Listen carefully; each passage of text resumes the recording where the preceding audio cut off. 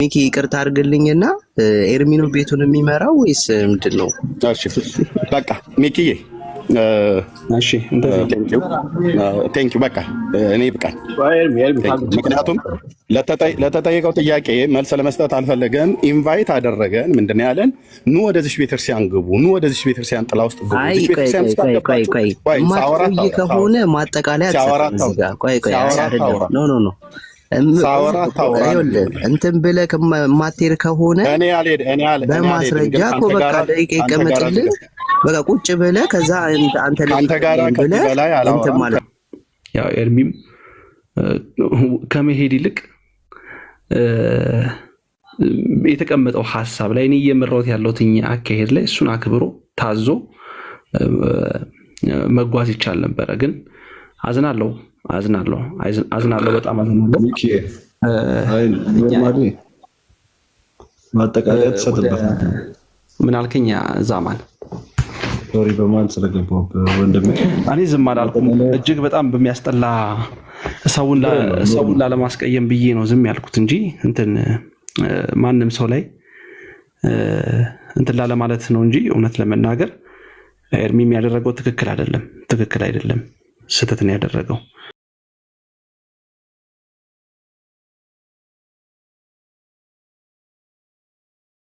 ኢየሱስን እኔ የምሰብከው ኢየሱስ ከእናንተ የተለየ ነው ብሎ ቢለን ኦኬ ጥሩ፣ ከየት ነው የመጣ ያንተ ኢየሱስ ብለን እንጠይቀዋለን። የኔ ኢየሱስ የተለየ ነው ብሎ ካለ ከየት ነው የመጣው ንገረን ብለን ስንለው ምንጩ ላይ ሲነግረን ነው የምናውቀው ማለት ነው። እኔ እንደ አንድ ክርስቲያን የኔ ኢየሱስ የተለየ ነው ብሎ ቢለኝ አንድ ሰው መጥቶ ኦኬ ጥሩ ንገረኝ ሲያስተዋውቀኝ እለዋለሁ። ሲያስተዋውቀኝ ከዘላለም ከአብና ከመንፈስ ቅዱስ ጋር በመለኮቱ በስልጣን ባገዛዝ ባለመቀዳደም ባለመበላለጥ የነበረውን ጌታ ከዛ ከሆነ የጀመረው እሱ ማለት የኔ አምላክ ነው። እሱ ማለት የክርስቲያኖች አምላክ ነው። እውነተኛውን ኢየሱስን ነው ማለት ነው ይሰብካል። በስጋ ከቅድስት ድንግል ማርያም መወለዱን ከአብርሃም ዘር መወለዱን የሚያምን ከሆነ እሱ ማለት እኛ የምናምነው እኛ የምንገዛለት ጌታ ነው ማለት ነው። ለሰው ልጆች በደልና ኃጢአት በስጋ እንደሞተ በሶስተኛው ቀን ከሙታን እንደተነሳ በስሙ ንስሐና የኃጢአት ይቅርታ ከኢየሩሳሌም በአሕዛብ ሁሉ እንደሚሰበክ ቅዱሳን ነቢያት ቅዱሳት ሐዋርያት የተናገሩትን በቅዱሳን መላእክት ሁሉ ጭምር ሳይቀር የተሰበከውን ከሆነ የሚነግረን እሱ ማለት የኛ ነው። በዚህ ውስጥ ግን እየነገረን እያለ አንዳንድ ጊዜ ትናንት እንዳልነው ትንሽ ጨረፍ አድርጌ እንደተናገርኩት የሀሳብ ልዩነቶች ወይ የትምህርት ልዩነቶች ሊኖሩ ይችላሉ አንዳንድ ቦታዎች ላይ ማለት ነው። እሱንም በጥንቃቄ በትዕግስት በልበ ሰፊነት ቢታይ የሚያጣላ አልነበረም። ለምሳሌ እኔ አሁን ሌላዎቹን ልተውና ስላሴ አማንያን ነን ብለው የሚሉ ሶስቱ ግዙፍ አብያተ ክርስቲያናትን እነሱን መሰረት አድርጌ እናገራለሁ። እኔም እዛ ውስጥ ስላለሁ ካቶሊክ፣ ኦርቶዶክስ፣ ወንጌላውያን ሶስቱም ስላሴ አማንያን ናቸው። እርስ በርሳቸውም ስላሴ አማንያን መሆናቸውን ተማምነው ማህበር መስርተው የኢትዮጵያ መጽሐፍ ቅዱስ ማህበርን በበላይነት ይመራሉ፣ ይተረጉማሉ፣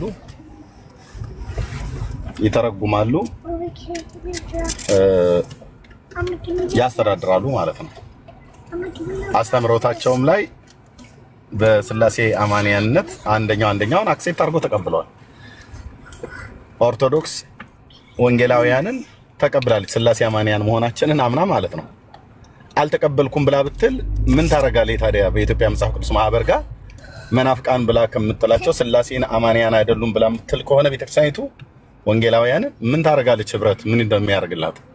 ከጆቫዊ ተነስ ጋር ህብረት አታረግም። አሁን ከኦኒል ጂሰስ ጋር ህብረት አታረግም። ምክንያቱም የአሪዮስን ትምህርት እና የሰባሊዮስን ትምህርት ከሚከተሉት ጋር ህብረት የላትም በኢትዮጵያ መጽሐፍ ቅዱስ ማህበርም በምንም በየትኛው። ምክንያቱም ትምህርታቸው ኑፋቄ ነው ብላ ማለት ነው። ከወንጌላውያን ጋር ግን ህብረት አላት። ወንጌላውያኑ ኦርቶዶክሳውያኑ ኑፋቄ ናቸው ብለው ቢሉ ምን ያደርጋሉ? ከኦርቶዶክሳውያን ጋር በህብረት ውስጥ መጠየቅ ያለባቸው ማለት ነው። አንድ ጴንጤ መጥቶ አይ ኦርቶዶክስ እኮ ስላሴ አማንያን አይደለችም ጣዖት አምላኪ ናት መናፍቅ ነች ብሎ ቢል ታዲያ ምን ታረጋለህ አንተ? በኢትዮጵያ መጽሐፍ ቅዱስ ማህበር ከኢትዮጵያ ኦርቶዶክስ ተዋሕዶ ቤተክርስቲያን ጋር ቁጭ ብለህ ምንድነው የምታረገው? እዛ ህብረት ለምን የምታረገው ተብሎ ሊጠየቅ ይገባል ያ ጴንጤ ማለት ነው። ካቶሊክ ተነስታ አይ ኦርቶዶክስና እኮ ወንጌላውያኑ መናፍቃን ናቸው ብላ ብትል እንደ ቤተክርስቲያን እንደ ተቋም ብለው ቢሉ እና አንቺም ታረጋለሽ ከመናፍቃን ከሆኑት ከኦርቶዶክስና ከወንጌላውያኑ ጋር ተብለው መጠየቅ አለባቸው ማለት ነው። እነሱ ግን አይሉም ይሄንን በለው ቢሉ ግን ይሄንን ነው የምንጠይቃቸው እንደ ተቋም ማለት ነው። ግን በእነዚህ አብያተ ክርስቲያናት ውስጥ ያሉ ግለሰቦች ግን አንዱን ይላል ባንበት ተዘዋዋሪ መንገድ እኛም በዳጽ ልሳንም ይሆን አንዳንድ ጊዜም ደግሞ ትክክል ባልሆነ ነገር ስንነጋገር ኖረናልና በኦርቶዶክስና በወንጌላውያን በካቶሊካውያን የተሰበከ በስጋ የተገለጠ ከቅድስት ድንግል ማርያም ሰው ሆኖ የተወለደ የዳዊት ልጅ በመለኮቱ የአብ ልጅ የሆነ ኢየሱስ ክርስቶስ የሁላችን ጌታ አንዱ ጌታ ነው። ይሄንን ነው የምናምነው። እኔ ይሄንን ነው የማውቀው። ግን ቅድም ሰሙ ብሏል ብለህ እንዳልከው የተለያዩ አስተምሮቶችን መሰረት ባደረገ ቅዱስ ጳውሎስም የተናገረው አለ ሌላ ኢየሱስ ብሎ ያለው ማለት ነው። ያው ኢየሱስ ብሎ የሚለው መድኃኒት ማለት ስለሆነ ሐዋርያው ያንን ብሎ ያለው እንግዲህ ለምሳሌ ትንሣኤ ሙታን ከአሁን በፊት ሆኗል ብለው ያሉ ሰዎችም ስለነበሩ ጳውሎስን ለመቃወም ብለው የተለያየ ነገር የፈጠሩት ትምህርት አለ። የፈጠሩት ኢየሱስ ብለው ያሉት አለ። እሱን በታሪክ ውስጥ ማየት ይቻላል። ግን እኔ አንዱ ጌታ የእግዚአብሔር ልጅ ኢየሱስ ክርስቶስ ከቅድስት ድንግል ማርያም የተወለደው የዓለም መድኃኒት እሱ የሰማይ የምድር ጌታ እውነተኛው ኢየሱስ ነው። ነቢያትና ሐዋርያት የነገሩን ስለሱ ነው የምለው። ሶሪ ስላስረዘምኩ በጣም ይቅርታ። ቴንክ ዩ ኒኪ። እሺ ኤርሚ እናመሰግናለን። ምናልባት ያንተን አቋም አስቀምጠሃል። ምናልባት እኔ የተወሰኑ ሀሳቦች ወይንም የተወሰኑ ጥያቄዎችን ላንሳ። እንዳልኩት በዚህ ጉዳይ ላይ ኒውትራል ነኝ ብያለሁ። በጣም ኒውትራል ሆኜ ነው እንትን የምለው ጥያቄዎችን የማነሳው በዛ ደረጃ ነው። ለምሳሌ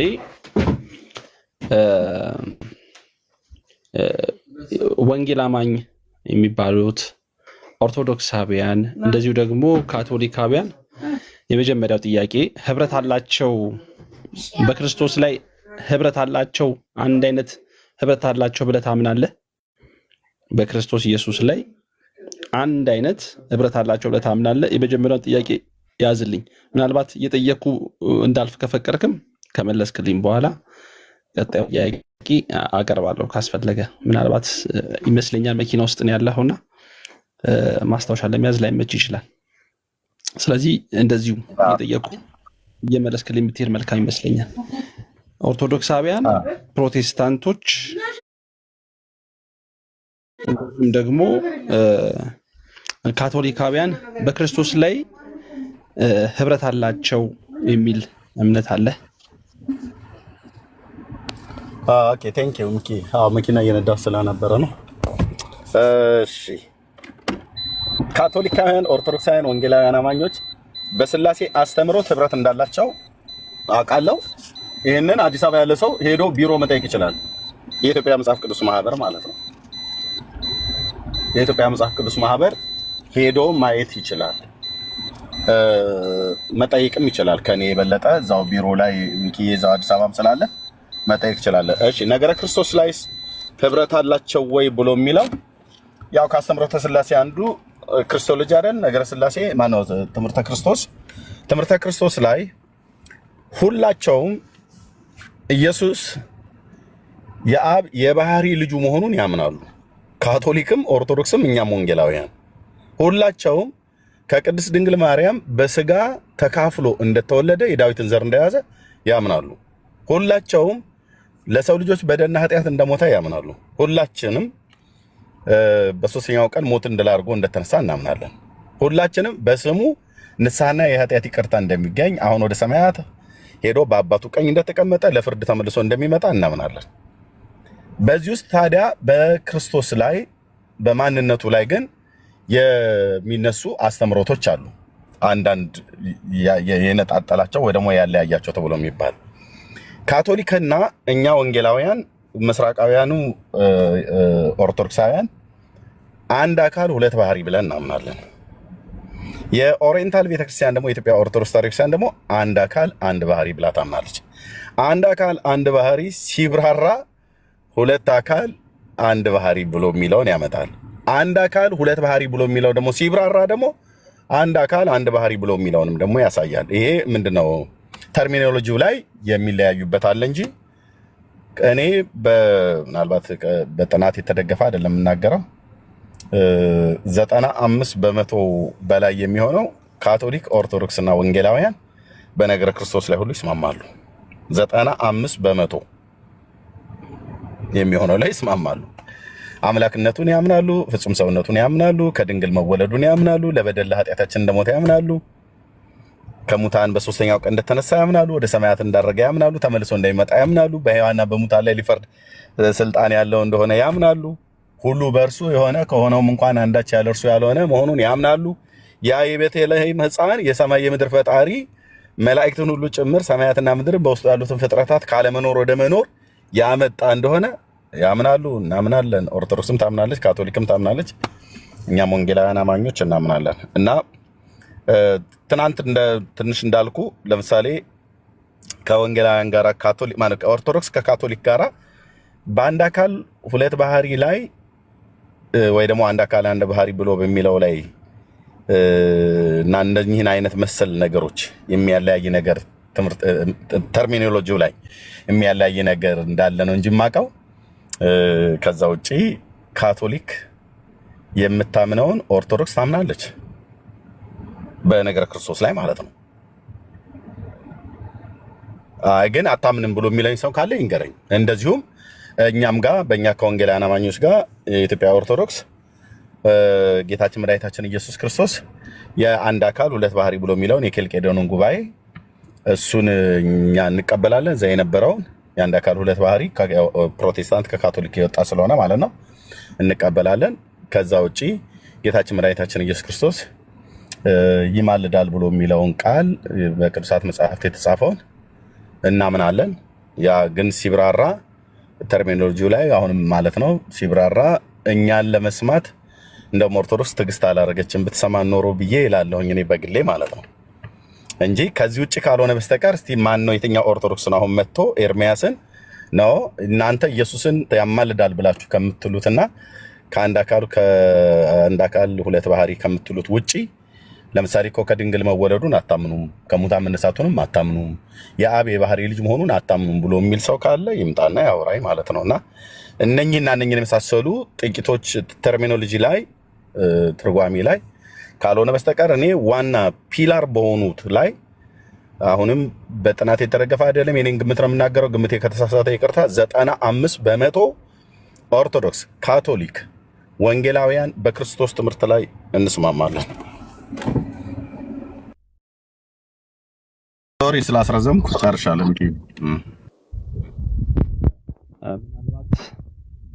ሌሎቹ ናገሩታል። ነገር ግን አንዳንድ ያነሳቸው ነገሮች ለምሳሌ ኦርቶዶክሳዊ ተዋሕዶ ቤተክርስቲያን በጌታ በኢየሱስ ክርስቶስ አንድ አካል ሁለት ባህሪ በሚል ትምህርት አታምንም። ኢየሱስ ክርስቶስን አንድ ባህሪ፣ አንድ አካል፣ አንድ ባህሪ ብላ ነው የምታምነው ኦርቶዶክሳዊ ተዋሕዶ ቤተክርስቲያን። ምናልባት አንድ አካል አንድ ባህሪ የሚል ትምህርትና እናንተ ደግሞ አንድ አካል ሁለት ባህሪ የሚል ነው እናንተ አስተምህሮ። እንዴት አንድ ሊሆኑ ይችላሉ? እነዚህ አስተምህሮች ወይንም እነዚህ ትምህርቶች እንዴት አንድ ሊሆኑ ይችላሉ?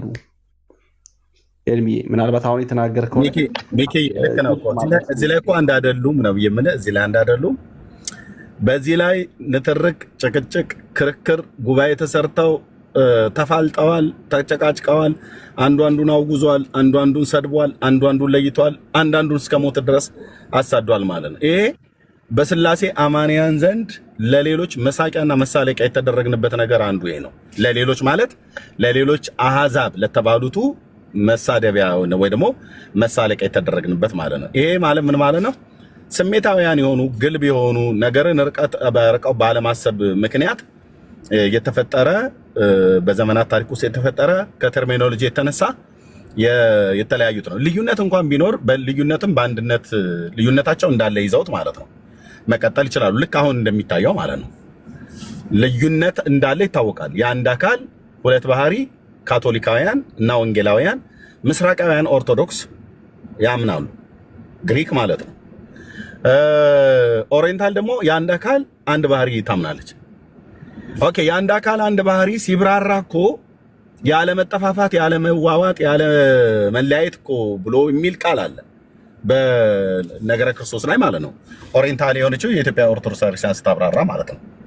በሰከነ ነገር አንድን ነገር ሄዶ ለማውገዝ፣ ለመስደብ፣ ለመለየት፣ ለማጥላላት ከመሄድ በፊት በመጀመሪያ ቤተክርስቲያኒቱ ምን ብላ ነው የምታስተምረው በዚህ ጉዳይ ላይ ብሎ ካቶሊኩ በሰከነ ነገር ኦርቶዶክስን ቢሰማ ቢረዳ፣ ኦርቶዶክሳውያኑ በሰከነ ነገር ካቶሊካውያኑ ቢሰሙ ቢረዱ፣ ወንጌላውያኑ በሰከነ ነገር ካቶሊካውያንና ኦርቶዶክሳውያንን ቢረዱ፣ ኦርቶዶክሳውያኑና ካቶሊካውያኑ ወንጌላውያኑ በሰከነ ነገር ቢረዱ ቢሰሙ መልካም ነበር። ግን ያው እንግዲህ የሰው ልጅ ነውና በሰው ልጅ ውድቀት ውስጥ እንደዚህ አይነት ነገር ደግሞ ተፈጠረ ማለት ነው።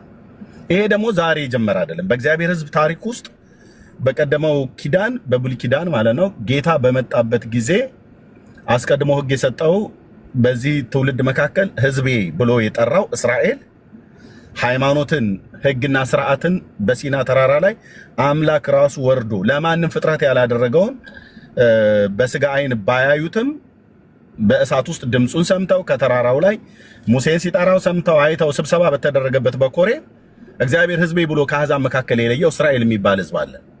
መጽሐፍ ተሰጥቷቸዋል። ነቢያትና ናዝራውያንም መካከላቸው አስነስቷል። ግን ሚኪሻም ሆነ ሌሎች እዚያ ያላችሁ እንደምታውቁት ጌታችን ኢየሱስ ክርስቶስ በመጣ ሰዓት ላይ የአይሁድ ሕዝብ ከ5 እስከ 6 ነው እስከ 7 አይነት ዲኖሚኔሽን ነበራቸው። ሰዱቃውያን፣ ፈሪሳውያን፣ ቀናናውያን፣ አሴናውያን፣ ሂላል፣ ሻማይ የሚባሉ ግሩፖች ነበሯቸው። አንደኛውን ለሞት ነው የሚፈልገው፣ አንደኛውን ለመግደል ነው የሚፈልገው፣ አንደኛውን ስም ለማጥፋት ነው ይፈልግ የነበረው። ጌታ ግን የሰጣቸው ስንት መጽሐፍ ነው?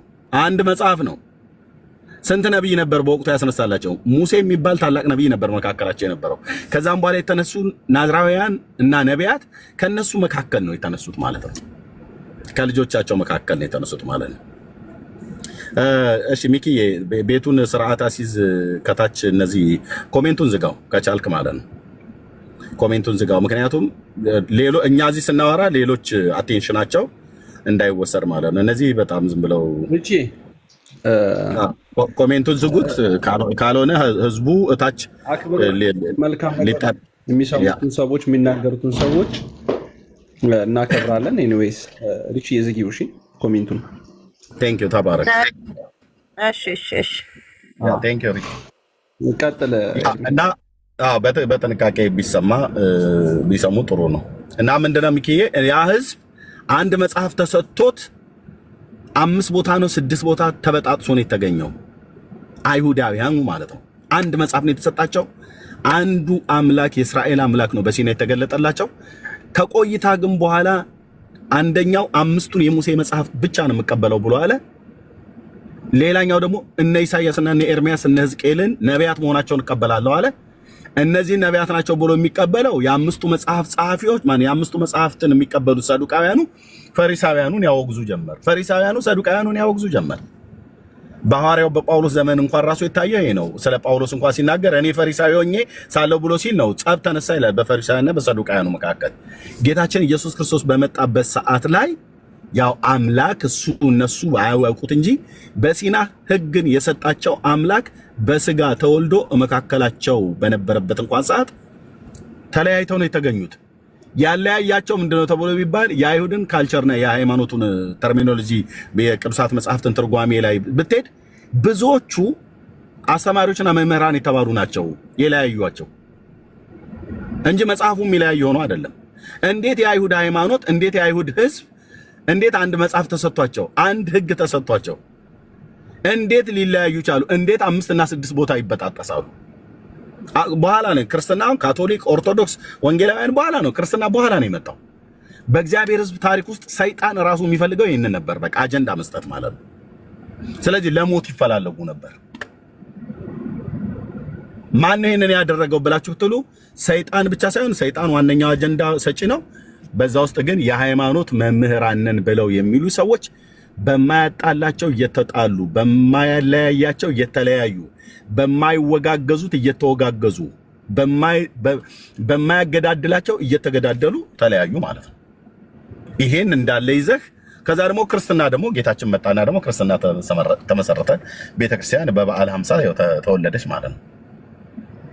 ስለዚህ በቤተክርስቲያን ታሪክ ውስጥ እንደገና ደግሞ መጣ ማለት ነው። እና በአንዱ በነገረ ክርስቶስ ላይ በአንዱ በክርስቶስ ላይ ነቢያት ሲናገሩ ሐዋርያት ሲሰብኩለት የነበረውን በአንዱ በክርስቶስ ላይ ያው የአንድ አካል ሁለት ባህሪ አማኝ፣ የአንድ አካል የአንድ ባህሪ አማኝ ሥላሴ አማንያን ነን ብለው በሚሉት ውስጥ እንኳን በዚህ በእኛ በሶስቱ ካታጎሪ እኔ ሌሎችን ክርስትና ውስጥ ብዬ መድቤ አላቅምም አልመድብም። ጆቫኒ ክርስቲያን ነው ብዬ አልልም። ኦንሊ ጂሰስ እኔ ክርስቲያን ነው ብዬ አልልም። ኢየሱስ ፍጡር ነው ብሎ የሚል እንዴት ነው ክርስቲያን ብዬ የምጠራው? በፍጹም አልጠራውም። ቤተ እምነቴ የማይጠራውም፣ ኦርቶዶክስም አልተጠራውም፣ ካቶሊካውያንም አይጠሩትም እስከማቅ ድረስ ማለት ነው። እነሱ ጽንፍ የረገጠ የክደት ትምህርት ነው የሚያስተምሩት። ኢየሱስ ሰው ብቻ ነው፣ አምላክ አይደለም። እሱ ማለት ትንሽ ነው። ከሱ የሚበልጥ አብ የሚባል አምላክ አለ እና ብለው የሚሉ ማለት ሲጠየቁ ግን ሜዳው ገደል የሚሆንባቸው በጣም ብዙ ጊዜ ስላየ እነሱን ክርስቲያኖች ብለን አንልም። ግን እኔ በወንጌል በሥላሴ አማንያን ተብለው በሚባሉት ዘንድ ነገረ ክርስቶስ በጥናት የተደገፈ አይደለም። ተሳስቼ ከሆነ ታረማለሁ። 95% በካቶሊክ በኦርቶዶክስ እና በእኛ ወንጌላውያን አማኞች 95% የሚሆነው የክርስቶስ ትምህርት ላይ የሚያግባባን መሰረት አንድ ነው ብዬ እኔ አምናለሁ። 5% ላይ ግን አንድ አካል ሁለት ባህሪ፣ አንድ አካል አንድ ባህሪ፣ ያማልዳል አያማልድም፣ በቃ ይሄ ነው መጨቃጨቂያ፣ መጣያ፣ መሰዳደቢያ፣ መነታረኪያ የሆነው ማለት ነው። በዚህ ምክንያት ደግሞ ለሌሎች ለአሕዛብ መሳለቂያ እንደሆነ እኔ እረዳለሁ ማለት ነው እንጂ አንድ ነን በአንድ አካል በሁለት ባህሪና በአንድ አካል አንድ ባህሪ አስተምሮቱ ላይ አንድ አይነት ማህበር አለን፣ አንድ አይነት ስምምነት አለን እያልኩ አይደለም። የለም እንደሌለማ ኦርቶዶክስም ተናግራለች፣ የኛዎቹም እየተናገሩ ነው። ግን እንደዚሁም ሆነው ግን ደግሞ በአንድነት ደግሞ ተቀምጠው ማህበር ውስጥ ደግሞ አሉ ማለት ነው። በጣም ጥሩ። ያው እንግዲህ ምናልባት አንዳንድ ያነሳሃቸው ነገሮች ላይ እኔ ስንት ኢየሱስ አለ የሚለው ላይ እንዳልኩት ብዙ ክላሪቲ የሚፈልጉ ነገሮች እንዳሉ አንደርስታንድ ስለማደርግ ከዛ አንጻር አስቀምጣቸዋለሁ። ግን ምናልባት ኤርሚ ሐሳቡን አቅርበዋል። ግን እኔ የተወሰኑ ነገሮችን ባስቀምጥ ደስ ይለኛል። አንዳንድ ኤርሚ ካነሳሃቸው ነገሮች ላይ ማለት ነው። ለምሳሌ እኛ በጌታ በኢየሱስ ክርስቶስ በኦርቶዶክሳዊ ተዋሕዶ ቤተክርስቲያን በጌታ በኢየሱስ ክርስቶስ በነገረ ክርስቶስ ላይ በነገረ ክርስቶስ ላይ ከፕሮቴስታንት ጋር ሰፊ ልዩነት አለኝ ብላ ታምናለች። ሰፊ ልዩነት እንዳላትም ደግሞ ኦርቶዶክሳዊ ተዋሕዶ በነገረ ክርስቶስ ላይ አንድ አይነት አቋም፣ አንድ አይነት አስተሳሰብ፣ አንድ አይነት ትምህርትና አንድ አይነት እምነት ቢኖረን አምሹር በአንድ ቤተ እምነት ውስጥ ቁጭ ብለን እግዚአብሔርን እርሱን ባመለክነው ነበር የሚል እምነት አለኝ። ግን ዋናው መሰረቱ ነገረ ክርስቶስ ነው የሚል እምነት አለኝ።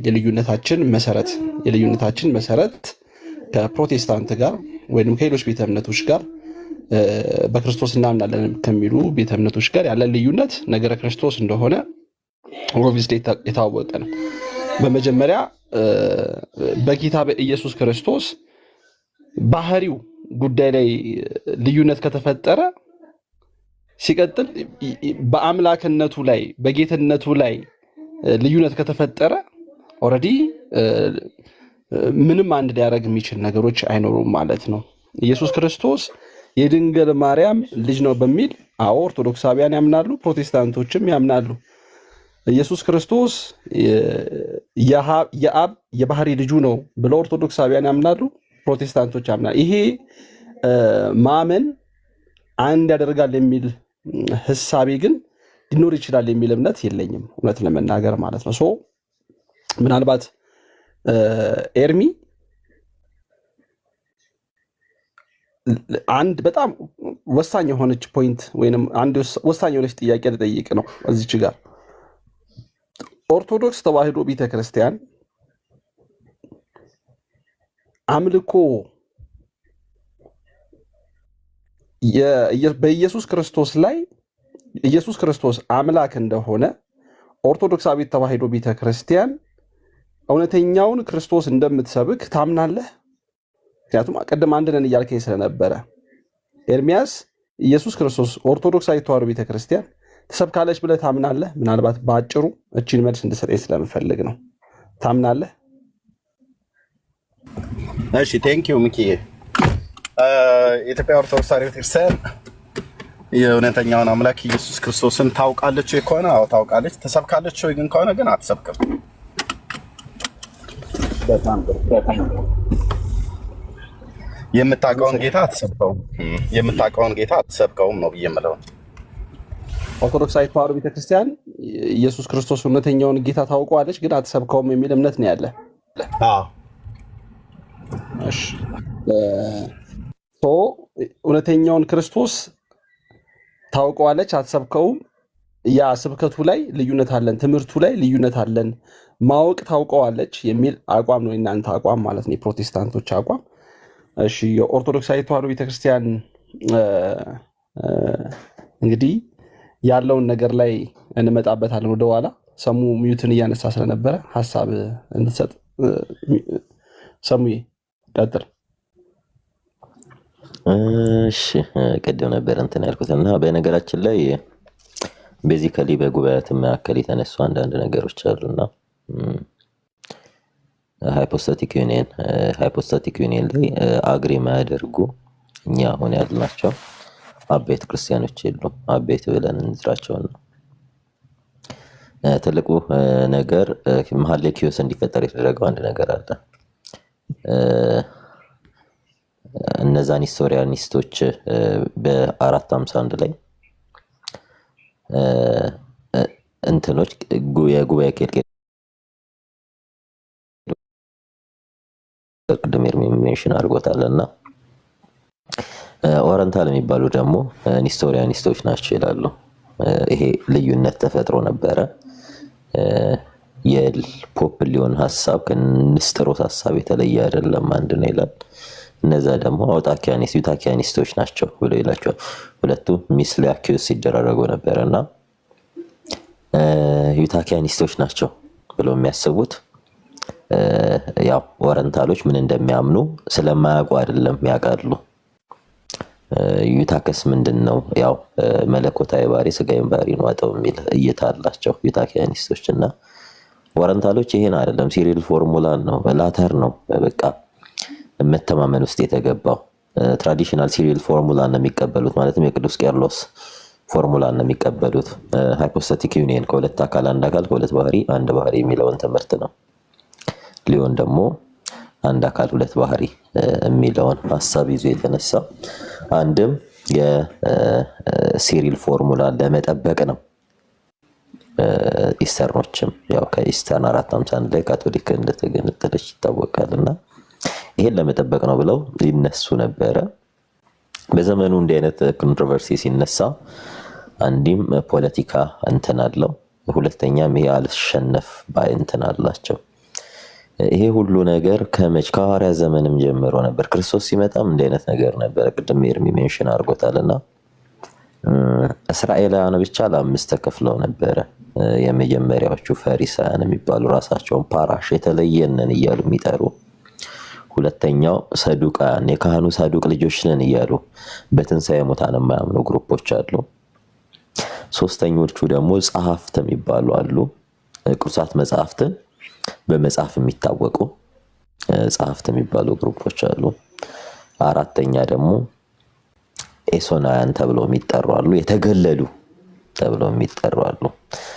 በአምስተኛ ደረጃ ያኛው ለምሳሌ ሳምራውያን ኤሶናውያን ተብለው ይጠራሉ። በአምስተኛ ደግሞ ዜለስ የሚባል ይሄም የቀናተኛው ስምዖን ቀናተኛ ማለት እስራኤልን በጦርነት ነፃ እናወጣታለን ብለው የሚያስቡ ማለት ነው።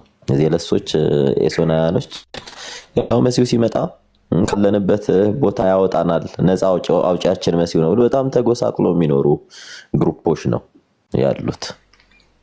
ይህ ሁሉ ክርስቶስ ሲመጣ የነበሩ ለዛም ነው የኤማውስ መንገደኞች ይቤዠናል ያልነው። ያ መሲሁን ገደሉት በግፍ ሲል ክርስቶስ በመሃላቸው ተገኝቶ ሉቃስና ቀለዮጳ ይባላሉ ሁለት የኤማውስ መንገደኛና አብሯቸው ከኢየሩሳሌም ስንት ነው 60 ምዕራፍ የምትርቀው ኤማውስ ነበር። ኤማውስ ድረስ አብሯቸው ሄዶ ያው ማዕዱን ባርኮ ሲሰጣቸው አምላካቸው ክርስቶስ ኢየሱስ አብሯቸው እንደነበርና እሱ እንደሆነ አወቁት። ተመልሰው ወደ ኢየሩሳሌም መመለሳቸው ይታወቃል። በዚያን ዘመን ለምንድነው እንዲህ አይነት ዲቪዥን የተፈጠረው ሲባል መሲሁን ይጠብቁት የነበረው እንዲሁ አልነበረም። ግማሹ በጦርነቱ እሱ እየመራን በጦርነት አሸንፈን እስራኤልን ከሄሮድሳውያን አገዛዝ ነፃ እናደርጋታለን፣ ታራቂቱ እስራኤልን እንመሰርታለን ነው ዜለስ የሚባሉት የስምዖን የቀናተኛው ስምዖን ግሩፖች ማለት ነውና ሌሎቹም እነዛ ደግሞ ካለንበት መከራ ከችግር የሚያወጣን እሱ ነው እያሉ ያምናሉ። ጸሐፍቶች ደግሞ ያው በጽህፈት ስራ የሚተዳደሩ ናቸው። ፈሪሳውያን ደግሞ ራሳቸውን ፓራሽ ብለው የሚጠሩ ናቸው። ሰዱቃውያን ደግሞ የመቅደስ አለቆች ተብለው የሚቆጠሩ ናቸው። እነዚህም ደግሞ የክርስቶስን መምጣት ይጠባበቁ የነበረው በስጋ ይገለጣል ብለው ነው ወሊኖል ሁሉም ያምኑ የነበረው በስጋ በቃ ስጋዊ ንጉስ አድርጎ ነው። ስቲል አሁንም እስራኤሎች እንደ ስጋዊ ንጉስ ነው የሚቆጥሩት። ክርስቶስ መሲሁ ይመጣል ብለው የሚጠብቁ ይሁዲዎች እንደዛ ነው ካውንት እያደረጉት የነበረው። ይሄ በመጀመሪያው ዘመን የነበሩ ዲቪዥኖች እና ኪዮሶች ናቸው መሲሁን መምጣት አለመረዳት። ለዛም እኮ ነው በማቴዎስ ወንጌል በዮሐንስ ወንጌል ምዕራፍ 3 ላይ እና ኒቆዲሞስ እንመለከት አንተ የአይሁድ መምህር ስትሆን ይህን አታውቅምን እያለው ሲነግረው የነበረውና የአይሁድ መምህራን ብዙ ነገሮችን ያስተምራሉና በዚያ ዘመን ደግሞ ሌላኛው የትምህርት ክፍፍል ነበረ። የትምህርት ክፍፍሉ ደግሞ የሂላል ተማሪዎች አሉ ልክ እነ ጳውሎስ ይማሩበት የነበረው ትምህርት ቤት ገማልያል መምህር ሆኖ የሚያገለግልበት የሂላል ፍሬዎች አሉ። ሌሎቹ ደግሞ ሸምሃዮች ደግሞ በጣም ወግ አጥባቂ ኮንዘርቫቲቭ የተባሉ የሸምሃይ ትምህርት ቤት ፍሬዎች አሉ። በትምህርት ራሱ በጣም ይለያዩ ነበርና እስራኤል በዘመኑ አንድ አልነበረችም ነበር። ለዛ ነው ክርስቶስ ኢየሱስ ሲመጣ ህዝብና አህዛብን አንድ ሊያደርግ ነው። ህዝብና አህዛብን ለዛ ነው በክርስቶስ ላይ እንኳን በጣም ቀደም ሜንሽን ስናደርገው የነበረው። ለዛ ነው ቅዱስ ጳውሎስ ለቆሮንቶስ ክርስቲያኖች የጻፈው መልእክቱ ምዕራፍ 2 ከቁጥር 11 እስከ 14 ከቁጥር 11 ምዕራፍ 11 ከቁጥር 4 ላይ ያለው ሁለተኛ ቆሮንቶስ ስለርሱ ነው የሚናገረው።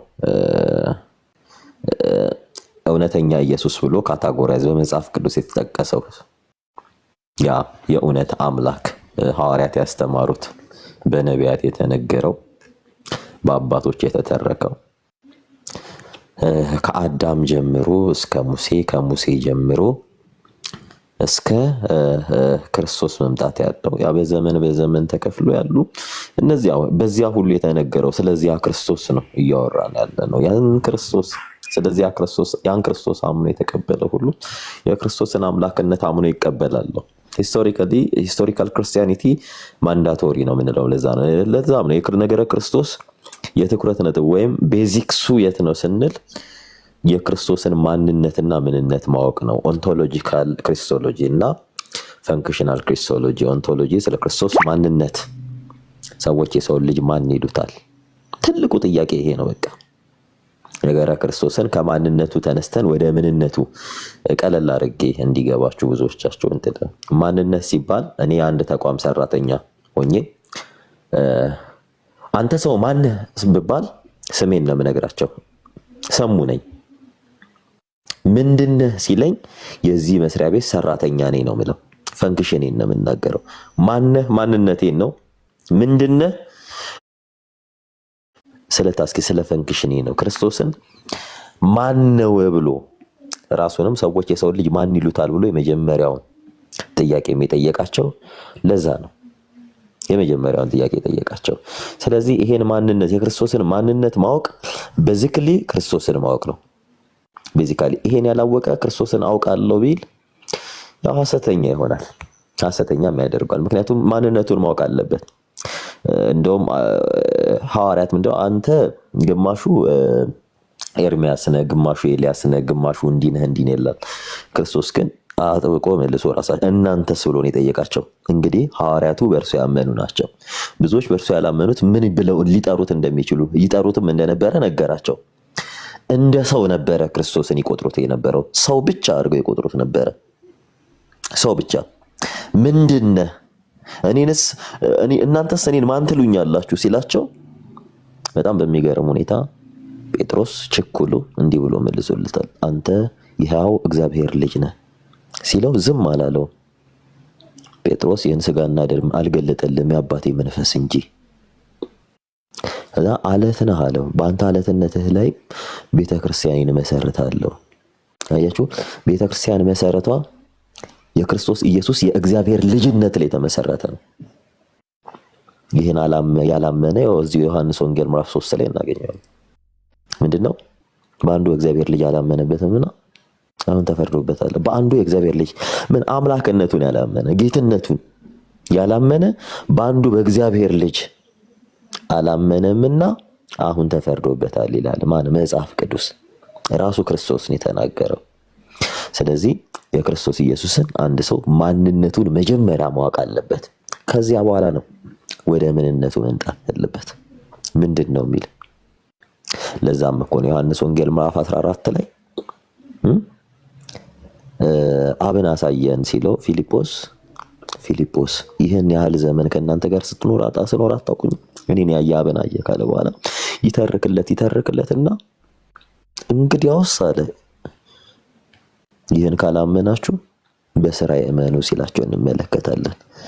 ክርስቶስ ኢየሱስ ምንድነው የሰራው የሚለውን ስራ ስንመለከት የሰው ልጅ በሰውነቱ ሊያረጋቸው የማይችላቸው ሽባ ሲተረትር፣ አንካሳ ሲያዘልል፣ ድዊ ሲፈውስ፣ ሙት ሲቀሰቅስ፣ በደረቅ ግንባር ላይ አይነ ሲሰራ ይህንን ሊያደርግ የሚችል ሰዋዊ ኃይል ያለው የለም ከአምላክ ካልሆነ በስተቀር። ስለዚህ ይህ ምን ይባላል? ፈንክሽናል ክሪስቶሎጂ ይባላል። ፈንክሽናል ክሪስቶሎጂ። አንድ ሰው ኢየሱስን አውቃለሁ ስላለ ኢየሱስን አያውቀውም። ሰው በሚያውቀው ልክ ግን ኢየሱስን በዚህ ልክ ሊያውቀው ይገባል። አንድ ሰው በዚህ ልክ ማንነቱንና ምንነቱን ሊያውቅ ይገባል። በጣም መሰረታዊ ነገር የኢየሱስን ማንነትና ምንነት። ማን ነው ሲባል የእግዚአብሔር ልጅ ነው። ምንድነው ሲል ስለኛ ሲል ከጽንሰቱ ሰው ሆኖ አምላክነትን እንደ መቀማት ሳይቆጠር የባሪያ መልክ ለብሶ እኔንና አንቺን መስሎ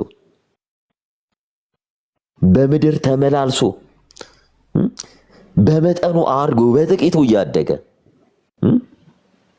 ክርስትናን ሰርቶልን ክርስትናን መስርቶ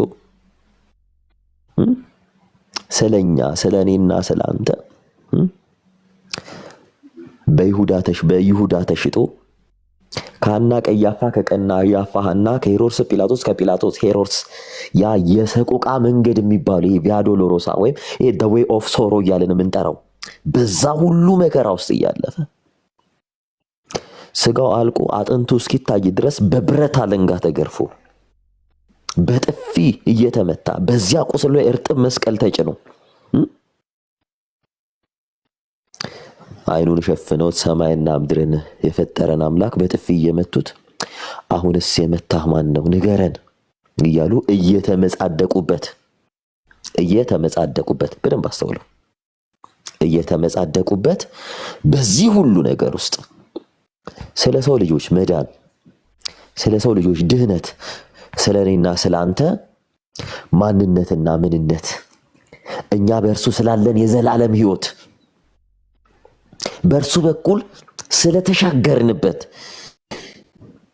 የሕይወት መንገድ እኔ መንገድ ነኝ አለ፣ እውነት ነኝ አለ፣ ሕይወት ነኝ አለ። እኔ እውነት ነኝ ሲል እርሱ እውነትና እውነተኛ የእውነት አምላክ ስለሆነ ነው። መንገድ ነኝ ሲል መንገዱ ወንጌልን የሰራልን ሐዲስ ኪዳንን የመሰረተልን ሐዲሱን ኪዳን ብሉይን ኪዳን ያሳለፈልን አዲሲቱ ኪዳንን የተካልን ሕይወት ነኝ ሲል ለፍጥረት ሁሉ ለሰው ልጆች ሁሉ ሕይወትን የሰጠ ከሶስቱ አካላት በተለየ አካሉ ፍጹም ሰው ፍጹም አምላክ የሆነ ክርስቶስ ኢየሱስ የእግዚአብሔር ልጅ ነው ብሎ ማመን ይህ ነው በእግዚአብሔር ፊት በክብር እንድንገለጥ የሚያደርገን። This is functional Christology. ዮሐንስ 14 ላይ ስለ functional Christology ዲቴሉን አብራርታል። የሰው ልጅ ይሄንን አምኖ ትራክ ላይ ቢጋጭ ስህተትን ኦል ኢን ኦል እውነትን አይቶ እውነትን ዲናይ ቢያደርግ በምድር ላይ አይደለም ፍርዱ በነገራችን ላይ እስከ መከራ አብሮ ይደጉ አይደል ያለው ኋላ ስንዴውን በጎተራ እንክርዳዱን ወደ እሳት ጣሉት ይባል የለ አብሮ ያድጋሉ ተዋቸው አብሮ ይደጉ ነው ያለው። የክርስቶስ ትምህርት ያልሆነው አሉ በቤቱ ይኖራሉ ውጭም ሊኖሩ ይችላሉ አብሮ ይደጉ ነው ያላቸው። ኋላሳ መልካሙን ዘር በጎተራ እንክርዳዱን ደግሞ ለዩትና ወደ እሳት ጣሉት። አሁን ሲነቀሉ አሁን አይነቀሉም። ቅጣት እንደ ብሉይ ኪዳን አይደለም። ማንም በክርስቶስ ስም መሸቀጥ ይችላል፣ መነገድ ይችላል፣ ማጭበርበር ማሳሳት ይችላል። እማይለውን አለ የሚለውን አይልም ማለት እንደፈለገዋል። ምንድነው ያለው? አብረው ይደጉ ነው ያላቸው። ኋላ በትንሳኤው ግን እውነተኛው ገበሬ ሲመጣ አጫጁ ሲመጣ እውነተኛውን ዘር ፊልተር የሚያደርግ ሲመጣ መልካሙን ዘር በጎተራ እንክርዳዱን ደግሞ ወደ እሳት ይጥለዋል እና ኢንሾርት ምሽክድም የነበሩት ባጭሩ እኚህ ናቸው። ቴንክ ዩ። እሺ ሰሙኝ፣ እናመሰግናለን። ምናልባት ያው ከርሱ ይወጡ ነገሮች አሉ ወይስ መልካም ነገር የተናገርክ ስለነበረ ላለማቋረጥ ብዬ ነው። በጌታ በኢየሱስ ክርስቶስ ላይ የሚነሱ ፖይንቶች አሉ። መጀመሪያ የነበረውን ፖይንት ላይ እሱ ላይ አርፈን ብንናገረው መልካም ነው፣ ጥሩ ለውጥ ያመጣል የሚል እምነት ስላለን በሰዎች አይምሮ ላይ ማለት ነው። ቀደም ኤርሚያስ እሱ የሚቀበለውን የሚያምንበትን ፖይንትሊ አስቀምጦታል። ሰሙን መጀመሪያ ከኤርሚ በፊት ፖይንትሊ ያስቀመጥከው አንተ የምታምነውን ነገር ፖይንትሊ ያስቀምጠኸዋልና ነበርና በዛ ደረጃ ብንሄድ ሞር ብዙ ሰዓት እንዳንይዝ ያደርጋል። ቆንጆ ሐሳቦችን ግን ስላነሳ ከዛ አንፃር ነው እንትን ያልኩት። እንግዲህ ቅድም ኤርሚ ኦርቶዶክሳዊት ተዋሕዶ ቤተክርስቲያን ኢየሱስን ትቀበላለች፣ ነገር ግን ታውቃለች ግን አትሰብከውም የሚል ሐሳብ ነው እንጂ ያለን ሁለት ኢየሱስ ኑሮ አይደለም ነው የሚል ሐሳብ በጥቅሉ ያቀረበው ኤርሚ። ምናልባት ጸድዬ የምታነሺው ጥያቄም ካለሽ ሐሳብም ካለሽ እድል ልስጥሽ። ዝም ስላችሁ እንትን እንዳትልኝ። ጸድዬ አለሽ? እሺ እሺ ሚኪ አመሰግናለሁ። ምግብ እየበላሽ ከሆነ ያው እኛም ትንሽ ብናወራ አሪፍ ነው። ድምፅህ ርቆብኛል። ምንም ችግር የለም። ከርዕሱ ስንነሳ እኔ ሁለት ኢየሱስ አለ ብዬ ነው እማምነው። አንዱ የጴንጤው ሲሆን አንዱ ደግሞ የኦርቶዶክሱ ነው። የኦርቶዶክሱ ያው እንደ መጽሐፍ ቅዱስ ነቢያት እንደተናገሩት ሐዋርያት እንደሰበኩት እውነተኛው የድንግል ማርያም ልጅ ሲሆን የጴንጤው ደግሞ የሉተር የፈጠረው ነው። እንደምናየውም ብዙ ልዩነቶች አሉት። የጴንጤው ኢየሱስ 2-3 ጊዜ ነው የሚመጣው። አይ ቲንክ ባለስታሳት እንደሚሉት ሊነጠቁ ይመጣል፣ እንደገናም ለፍርድ ይመጣል፣ እንደገና ይለምንላቸዋል። አሁን ላይ 2 ባህሪ ነው ያለው። ዘርፈ ብዙ ነው ብናገረው ዘርዝሬው አልጨርሰውም። ግማሹ ሁላችንንም አድኖናል ሲል፣ ግማሹ የተመረጡት ብቻ ነው የዳኑት የሚሉ አሉ። በጣም ብዙ ነው እና 2 ኢየሱስ ነው ያለው። ስንት ኢየሱስ አለ ብለህ ለጻፍከው 2 ኢየሱስ ነው ያለው። እና በአጭሩ ስገልጽ ይሄን ነው። ሌላው ደግሞ ላነሳ የምፈልገው ኦርቶዶክስ ክርስቶስን መስበክ ብቻ ሳይሆን ትኖረዋለችም፣ በተግባርም ጭምር ነው። ህዝቧን የምታስተምረው የተማርነው በተግባርም ጭምር ነው። ክርስቶስ የሚሰበክ ብቻ ሳይሆን የሚኖርም ጭምር ነው። ፕሮቴስታንት ይሰብኩታል ግን አያውቁትም፣ ኢየሱስ ክርስቶስን አያውቁትም። በአጭሩ ይሄ ነው። ሚኪዬ አመሰግናለሁ። ጸድዬ እግዚአብሔር ይስጥልን። እሺ በመሀል ጸድዬ ሚኪ ቆይ አንዴ እኔ በራሴ ልናገርና እኔ እንትኑ ሳይሆን ከታች ኮመንታተሮች ማለት ነውና ኮሜንት እንዳይዘጋባችሁ መጥፎ ነገር ላለመጻፍ እንደው እግዚአብሔር ፍሩ፣ ኮሜንት እንዳታዘጉ። ምክንያቱም እናንተ ታብታብ አድርጉ እንዳይዘጋባችሁ፣ መልካም ነገር ብቻ ጻፉ። ይሄ ነፃ ውይይት ስለሆነ ማለት ነውና አመሰግናለሁኝ። ጸድዬ ሰላም ብያለሁ። እህት አለሜ ሁላችሁንም ሰላም ብያለሁ። እሺ ርችዬ ቆንጆ ሀሳብ ነው የሰጠሽው። ግድ የላችሁም ሀሳብ መስማት ማዳመጥ፣ የሰውን ሀሳብ በትህትና መስማት በጣም አሪፍ ነው። ጸዲ ኮሜንቱ ይዘጋ ብትለኝ እዘጋዋለሁ። በነገራችን ላይ የሚወያዩ ሰዎች የነሱን ኮንፈርት የሚነሳ ነገሮች ካሉ አደርጋለሁ። ማንኛውም ሰው እዚህ ስር ያሉ ሰዎች ሀሳባቸውን ለማንጸባረቅ በፍቅርና በትህትና የገቡ ሰዎች ናቸው። ሁሉም እዚህ ስር ፐርሰናሊ ጥላቻ የላቸውም፣ ፐርሰናሊ እንትን የላቸውም። ሰው የተነሳው ሀሳብ ላይ በጣም በክብርና በትህትና ለመወያየት ስለገቡ ግድ የላችሁ በዛ መልኩ መሄድ ይገባል የሚል እምነት አለኝ።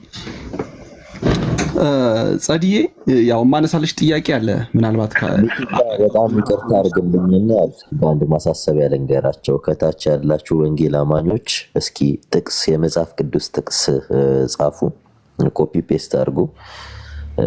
ሌላ ነገር እንትን አትበሉ። ይህን መንፈስ እንጠብቅ። ስለዚህ ከዚህ ቤት እግዚአብሔር እንዲያተርፍ የሆነ ጥሩ መልካም ነገር እንስራ። እስኪ ጥቅስ ብቻ ጻፉ። እስኪ ወንጌል አማኝ ጥቅስ ነው የሚጽፈው፣ ጥቅስ በጥቅስ እንለያቸው። እሺ ጥሩ ማሳሰቢያ ነው። ጸድዬ ጥያቄ ላነሳለሽ ነውና ምናልባት ሁለት ኢየሱስ አለ ብዬ አምናለሁኝ። የጴንጤና የኦርቶዶክስ ኢየሱስ የሚል ነገር አንስተሻል። የመጀመሪያው ቅድም ሰሙ ላይ ያነሳው ጥያቄ ነበረ። አንደኛው የኦርቶዶክስ እና የጴንጤ እንደዚሁም የኦንሊ ጂሰስም ሊሆን ይችላል የሚል እምነት አለሽ።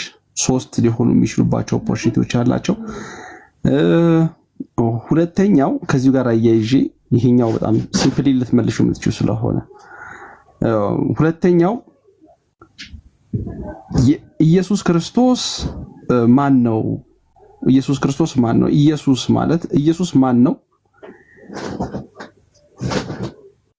የሚለውን ብትመልሽልኝ ደስ ይለኛል። ኢየሱስ ማን ነው የሚለውን ብትመልሽልኝ ደስ ይለኛል። ቅድም ኤርሚም ሲያነሳ የነበረው ነገር አለ።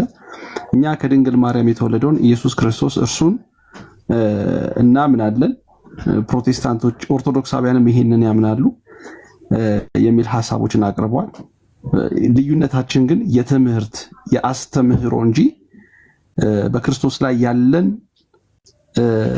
ትምህርት እንጂ ኢየሱስ ሁለት ሆኖ አይደለም ሶስት ሆኖ ሊሆን አይደለም የሚል ሐሳብ አቅርቧልና ከዚህ ጋር በተያያዘ ኢየሱስ የሚለውን ትርጓሜ ከሰጠሽኝ በኋላ ያ ኢየሱስ አንድ ሁለት ሶስት ከአንድ በላይ ሊሆን ይችላል ወይ የሚለውን ነገር ብትነግሪኝ ደስ ይለኛል። ጸድዬ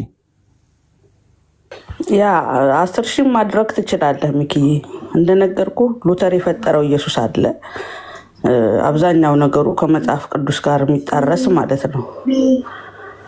እሱ ነው አንደኛው እንደነገርኩ ግን መጽሐፍ ቅዱሳዊ የሆነ ነቢያት የተነበዩለት ሐዋርያት የሰበኩት የድንግል ማርያም ልጅ የአብ የባህሪው ልጅ የሆነ ኢየሱስ ክርስቶስ ኦርቶዶክስ የምትሰብከው ማለት ነው። ሌላኛው ሉተር የፈጠረው ነው አልኩ እና ለዛ ነው ሁለት ኢየሱስ አለ ያልኩት። ሌላ ጥያቄ አለ? ኦኬ ከጅምሩም ከድንግል ማርያም የተወለደውን ሳይሆን ኦልሬዲ በሰው ሐሳብ የመጣው ኢየሱስ ነው የሚል ሐሳብ አቋም ነው ያለሽ?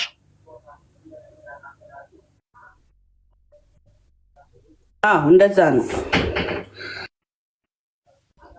በጣም ጥሩ። እሺ እሱ ላይ እንመጣበታለን። ሰላም ናቸው ወንድሞች እህቶች? በዛ ብሎን እሺ አንዴ እግዚአብሔር አማኑኤል አባቴም አንዴ እንትን አለ። እሺ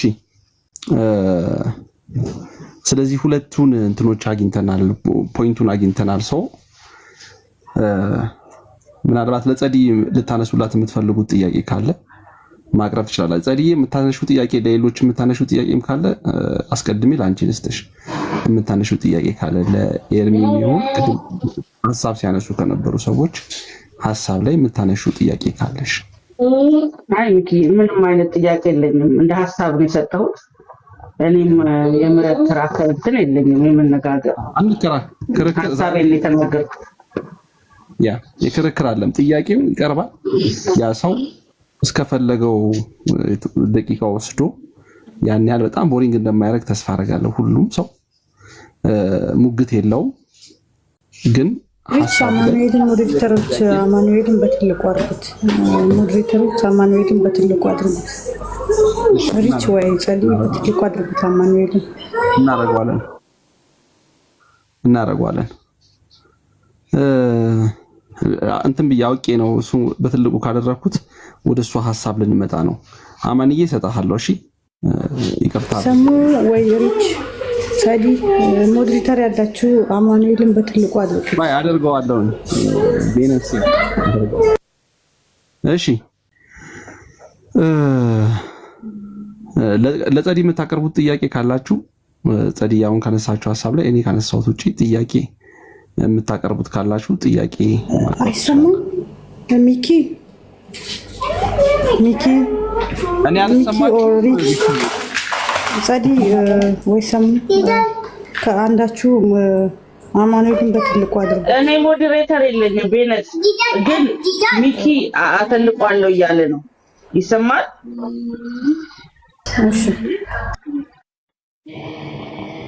እሺ አማንን አተልቀዋለሁ። እሺ አማን እዚህ ላይ የምታነሳው ሀሳብ ካለ እሺ ለአማን ልስጠውና ምናልባት እንቀጥላለን። ጥያቄዎቻችሁ የምትፈልጉ ሰዎች እሺ እግዚአብሔር ይስጥልኝ። ለሁላችሁም ሰላም ብያለሁ። ሁላችሁንም ጥሩ ሀሳብ ነው ሚኪ ያነሳው። ስንት ኢየሱስ አለ የሚለውን ነገር ነውና ኢየሱስ የተለያየ ኢየሱስ የለም፣ አንድ ኢየሱስ ነው ያለው። ግን በኢየሱስ ስም ደግሞ የተነሱ ደግሞ የሐሰት አስተምህሮት ወይም ደግሞ የሐሰት ትምህርት እንደየጊዜው እንደሚነሱ ለምሳሌ ቆላስይስ ምዕራፍ 2 ቁጥር 8 ላይ ሐዋርያው ቅዱስ ጳውሎስ ምን ብሎናል?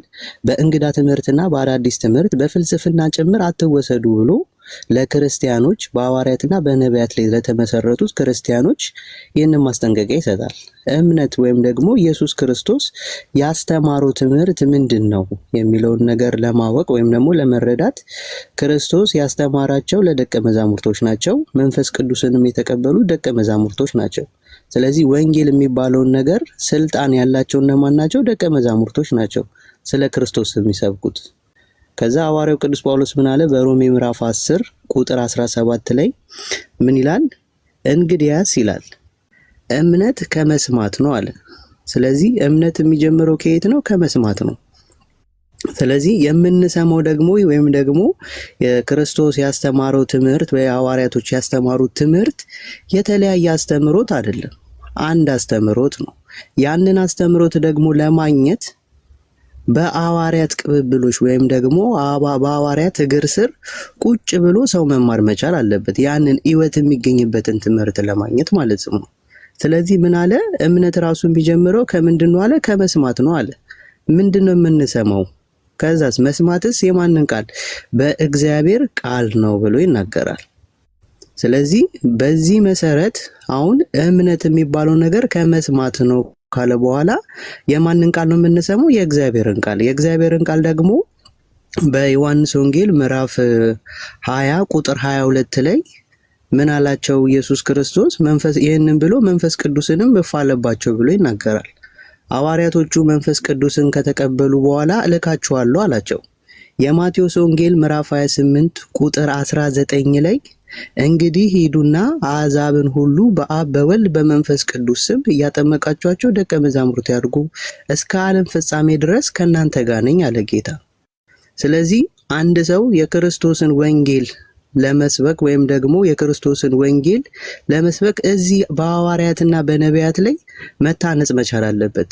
ለምሳሌ የሐዋርያው ቅዱስ ጳውሎስ ቲቶ እንደመሆኑ መጠን በሐዋርያው ቅዱስ ጳውሎስ እግር ስር እንደተማረው ሐዋርያቶቹም ደግሞ ቤተክርስቲያንን እየተከሉ ምን ያደርጋሉ? ወንጌልን ያስፋፋሉ። ስለዚህ ፕሮቴስታንቲዝም ወንጌልን ከማውራት በፊት መጀመሪያ በየትኛው ሐዋርያ ገባ ወንጌል የሚባለው የኢየሱስ ክርስቶስ? አሁን እንግዲያስ ይላል እምነትም ከመስማት ነው አለ። ስለዚህ እንደ ፕሮቴስታንት ደግሞ ከየትኛው ሐዋርያ ተሰምቶ ነው ወንጌል የገባው? ካልሆነ ግን ሐሰተኛውን ክርስቶስ ነው የሚሰበከው ማለት ነው። መጀመሪያ እዚህ ህብረት ውስጥ ምክንያቱም የክርስቶስን ትክክለኛ ትምህርት ለማግኘት በዚህ ህብረት ውስጥ ሰው መግባትና መኖር መቻል አለበት። መንፈስ ቅዱስን ራሱ ማግኘት አይችልም። ስለዚህ እንደ መጽሐፍ ቅዱስ ይሄኛው መሰረታዊ ነገር ነው። እዚህ ውስጥ መግባት ለምን አስፈለገ ከደሙ ከተባለ እዚች ጋር የሚናገር እንትን አለ። እሺ ያው እዚች ጋር ምን ይላል? የሐዋርያት ሥራ ምዕራፍ 20 ቁጥር 28 ላይ በገዛ ደሙ የዋጃትን ይላል የእግዚአብሔር ቤተክርስቲያንን ትጠብቋት ዘንድ መንፈስ ቅዱስ እናንተን ጳጳሳት አድርጎ ለሾመባት ለመንጋ ሁሉ ለራሳችሁ ተጠንቀቁ አለ። ስለዚህ እዚህ በነቢያት ላይና በሐዋርያት ላይ የተመሰረተች ቤተክርስቲያን ላይ ያቺ ቤተክርስቲያን ምንድናት? እግዚአብሔር በገዛ ደሙ የዋጃት የእግዚአብሔር ቤተክርስቲያን ናት። እዛች ቤተክርስቲያን ላይ ደግሞ መንፈስ ቅዱስ ምን አድርጎ ይሾማል? እናንተን ጳጳሳት አድርጎ ይሾማል። የሚሾመው ማን ነው? መንፈስ ቅዱስ ነው። ስለዚህ የሐዋርያት ቅብብሎሽ የሌለበት ህብረት ከሆነ ስለ ክርስቶስ መስበክ አይችልም ማንም ሰው ማለት ነው። ምክንያቱም ወንጌል የሚባለው ነገር ክርስቶስ መንፈስ ቅዱስን ተሰጥቷቸው ምን አድርጎ ወንጌልን ስበኩ ብሎ ነው የላካቸው።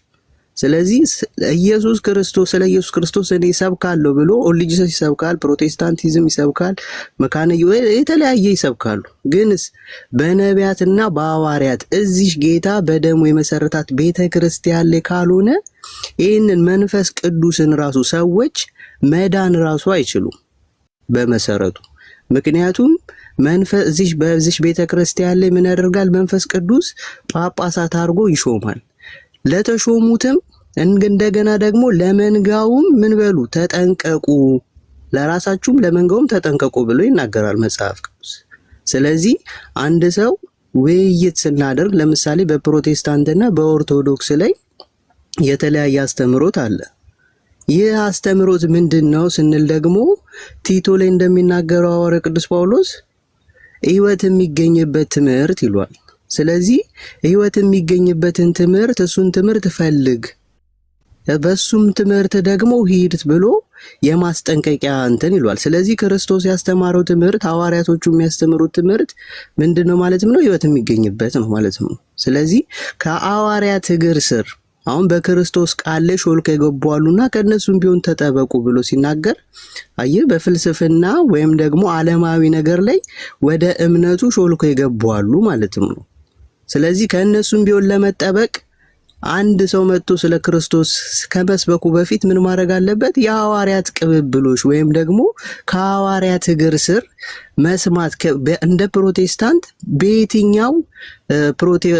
በየትኛው ሐዋርያ ተሰብኮ ወንጌል ገባ እንደ ፕሮቴስታንት። ካልሆነ ግን እንትን ነው የሚሆነው፣ መዳረቅ ነው የሚሆነው። ስለዚህ መሰረታዊ ነገር አንድ ፕሮቴስታንት መጥቶ ስለ ወንጌል ከማውራቱ በፊት በዚህኛው ሐዋርያ ምን አለ? ወንጌልን ሰምቶ እንደ ፕሮቴስታንቲዝም ገባ የሚለውን አሳይቶ ከዛ በኋላ በትምህርት ላይ ደግሞ እንቀጥላለን ማለት ነው። ይሄ ነው ሐሳቤ። ሚኪ ቴንክ ዩ። እሺ ወንድማችን እናመሰግናለን። ምናልባት አንድ ነገር አፕሩቭ እንድታረግልኝ ስለፈለኩኝ ነው። ምናልባት የጴንጤ ኢየሱስ ሉተር የፈጠረው ነው የሚል እምነት አለ? እና የፕሮቴስታንቲዝም በአጠቃላይ የፕሮቴስታንቲዝም የሐዋርያት ቅብብሎሽ የሌለበት ከሆነ ይሄ ሰው የመሰረተው ነው። ሰው የመሰረተው ደግሞ ሃይማኖትን ወይም ደግሞ እምነትን ሰው ሊመሰርቱ አይችልም። ስለዚህ አሁን ይኸውልህ የማቴዎስ ወንጌል ምዕራፍ 28 ቁጥር 19 ላይ ጌታ ወንጌልን እንዲሰብኩ ከሰጣቸው በኋላ ምን አደረገ ማለትም ነው? እስከ ዓለም ፍጻሜ ድረስ ከእናንተ ጋር ነኝ አለ። ስለዚህ የምትታደስ ቤተክርስቲያን የለችም። አሁን የሐዋርያት ሥራ ምዕራፍ 22 ላይ ሐዋርያው ቅዱስ ጳውሎስን በደማስቆ ሲያገኘው ጳውሎስ የሚያሳድደው የነበረው ደቀ መዛሙርቶችንና ቤተክርስቲያንን ነው ሲያሳድድ የነበረው። ጌታ ግን ሲያናግረው ምንድነው ያለው? ሳውል ሆይ ስለምን ታሳድደኛለህ አለው። አየህ፣ ሐዋርያቶችን ማሳደድ ማለት ክርስቶስን ማሳደድ እስከ ዓለም ፍጻሜ ድረስ ከነሱ ጋር ስለሆነ ማለት ነው። ስለዚህ እንደ ፕሮቴስታንቲዝም የሚታደስ ቤተክርስቲያን ወይም ደግሞ ሰው የሚያድሰው የሚፈጥረው አዲስ ሃይማኖት የለም። ስለዚህ ሐዋርያው ቅዱስ ጳውሎስ ምንድነው ያለው? ከተመሰረተው በቀር ሌላ መሰረት አትመስርቱ አለ። ስለዚህ ያ መሰረት ደግሞ ክርስቶስ ነው፣ መስራቹ ደግሞ ክርስቶስ። እንደዚሁም ደግሞ ያንን መሰረት ደግሞ የሚያስፋፉት ደግሞ እነማን ናቸው? ሐዋርያቶች ናቸው፣ ደቀ መዛሙርቶቹ። ምንን ተቀብለው? መንፈስ ቅዱስን ተቀብለው። ስለዚህ ከነሱ ህብረት ውስጥ አዲስ መሰረት አትመስርቱ እኮ ብሎ እኮ ሲናገር እኮ ምንድነው ሌላ መገለጥ ወይም ደግሞ ሌላ ትምህርት እንደሌለ፣ ያ ያስተማረው ትምህርት ደግሞ ህይወት የሚገኝበት ትምህርት እንደሆነ መጽሐፍ ቅዱስ ይናገራል። ሚኪኤል ምናልባት ቅድም የተናገርከው ልክ መግቢያ ላይ የተናገርከው ነገር አለ። አንድ ኢየሱስ ነው ያለው ብለህ ነበረ። አሁን ደግሞ ስጠይቅህ የፕሮቴስታንቱ ኢየሱስ ሉተር የመሰረተው ነው ወይ ስልህ አዎ ብለኝ ነበር። ምናልባት ሁለቱ ልታስታረቅ የምትችልበት ነገር ካለ ብትነግረኝ ደስ ይለኛል። ኦኬ እሺ፣ የመጀመሪያው ነገር ሚኪዬ ምን አለ መሰለክ፣ አሁን ኢየሱስ ለምሳሌ አንዱ እግዚአብሔር ሶስት አካል አለው ብለን እናምናለን የሥላሴ አማኞች አይደለ? ያ ምንድነው? አንዱ እግዚአብሔር። ስለዚህ ከሶስቱ አካል ደግሞ እግዚአብሔር ወልድ በድንግል ማርያም ተገልጦ ስጋው ቃል የሆነው ኢየሱስ ክርስቶስ ምን አደረገ? አንድ ነው ማለትም ነው። ስለዚህ አሁን በአስተምህሮት ኢየሱስ ክርስቶስን ለማግኘት ከሐዋርያት እግር ስር ሆኖ መማር መቻል እንዳለበት፣ ያንን ኢየሱስን ለማግኘት አሁን መስማትስ የእግዚአብሔርን ቃል ነው ካልተላኩስ እንዴት ይሰብካሉ ብሎ ሲናገር፣ ስለዚህ ኢየሱስ ክርስቶስን ለማግኘት ከሐዋርያቶች እግር ስር ነው። አሁን አንድ ሰው ፈላስፋ ተነስቶ ኢየሱስ ተገለጠልኝ፣ ኢየሱስ እንደዚህ ያለኝ ብሎ ቢናገር ያ ሰው የሚከተለው ኢየሱስን ሳይሆን የድንግል ማርያም ልጅን ኢየሱስ ክርስቶስን ሳይሆን ያ ሐሰተኛው ኢየሱስ ክርስቶስ መንገድ ጠራጊ ነው ማለት ነው መጽሐፍ ቅዱስ እንደሚናገረው። ስለዚህ ኢየሱስ ክርስቶስ ሰዎች ለማግኘት አንድ ኢየሱስ ክርስቶስ ነው ያለው የድንግል ማርያም ልጅ። ያንን ኢየሱስ ክርስቶስ ደግሞ ለማግኘት ከሐዋርያት እግር ስር በመንፈስ ቅዱስ ምን ማድረግ አለበት? ማግኘት መቻል አለበት። ያንን ካልሆነ ግን ኢየሱስ ክርስቶስን ማግኘት አይቻልም። ሰው ኢየሱስ ክርስቶስ ስላለ ኢየሱስ ክርስቶስ አለው ማለት አይደለም። ገብቷል ሚኪዬ? ኢየሱስ ክርስቶስ ስንት ነው? አንድ ነው። ያም ደግሞ ኢየሱስ ክርስቶስን ለማግኘት ከሐዋርያት እግር ስር ወይም ደግሞ መንፈስ ቅዱስ በገዛ ደሙ የዋጃት ላይ ቤተክርስቲያን ውስጥ ካልገባ አንድ ሰው ያንን ትክክለኛውን ኢየሱስ ክርስቶስ ማግኘት አይችልም። የሐሰተኛው ኢየሱስ ክርስቶስ መንገድ ጠራጊው ነው ማለት ነው የሚያገኘው። ሚኪ ግልጽ ከሆነልህ? አዎ፣ አይ ግልጽ ነው። ምናልባት ትንሽ ሁለት ነገሮች ስለተምታቱብኝ ነው። ቅድም የመጀመሪያ መግቢያ ላይ የጠየቅኩት ጥያቄ አሁን የጠየቅኩት ጥያቄ ማለት ነው ኢየሱስ አንድ ነው ካልከኝ በኋላ በአስተምህሮ እንለያያለን፣ ክርስቶስን በመረዳት ክርስቶስን በመቀበል ለክርስቶስ ባለን እምነት እንለያያለን ካልከኝ እሱን ብታስቀምጥልኝ ደስ ይለኛል። ግን አንድ ኢየሱስ ነው ብለህ ካልከኝ በኋላ ሁለተኛ ላይ ያስቀምጥክልኝ ሰው የመሰረተው ነው ያልከው ግን እርስ በርሱ ሊጋጭ የሚችል ነገሮች ሊኖሩት ይችላሉ የሚል እምነት ትንሽ ስላሳደረብኝ ነው። ይሄ ላይ ትንሽ ወይ ግልጽ ብታረግልኝ በጣም ደስ ይለኛል። ግልጽ ብታረግ በጣም ብሪፍ ብታደርግልኝ ደስ ይለኛል። ምናልባት ለምሳሌ ከፕሮቴስታንት ጋር ሙግት የምታደርገው አንተ አሁን ከፕሮቴስታንት ጋር ቁጭ ብለህ በመጽሐፍ ቅዱስ ነው የምትሞግተው ወይስ በሉተር ትምህርት ነው የምትሞግተው የሚለውን ጥያቄ ላነሳለህ።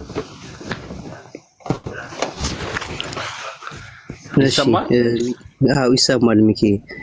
እሺ የመጀመሪያው ነገር ሚኪ ምን መሰለ ከፕሮቴስታንት ጋር ምን ሞግተው ሉተር የመሰረተው ወይ አዲስ ምስረታ ለምሳሌ ሉተር የመሰረተው ምንድነው አዲስ ትምህርት ነው። አዲስ ትምህርት ነው ማለት አሁን ለምሳሌ የሐዋርያት ሥራ ምዕራፍ 20 ቁጥር 28 ላይ በገዛ ደሙ የዋጃት ቤተክርስቲያን ይላል። ስለዚህ በገዛ ደሙ የዋጃት ቤተክርስቲያን ውስጥ የሌለ ሰው ከሆነ ሰዎችንም እንዲጠፉ ምክንያት መሆን ነው ማለትም ነው። ገብቷል ሚኪ? ሰዎች እንዲጠፉ ምክንያት መሆን ነው ማለት ለምሳሌ ዕብራውያን ምዕራፍ 6 ቁጥር 1 ጀምሮ ስታነበው ስለዚህ ይልና የክርስቶስን ነገር መጀመሪያ የሚናገረውን ቃል ትተን ይላል ወደ ፍጻሜ ምን አንበል እኛ እንውጣ ማለት ነው አይደል? አንሂድ። ቆይ አንዴ ኤርሚ እንተበልና ከዛ ኤርሚ እኔ እኮ ጥያቄ ላንተ እንዳቀርብ ጥያቄ በእርግጥ ብታቀርብም ቅድም የተናገረውን ሰምተናል። ሚኪ ማለት ጻዲ የተናገረችውን ሰምተናል። እኔ እንደዚህ አልመሰለኝም ነበር። ይሄ ከጥላቻ ላይ የተመሰረተ ንግግር ቆይ አንተና አይደለም ኤርሚ ስለገባብኝ ሐሳቤን ልጨርስና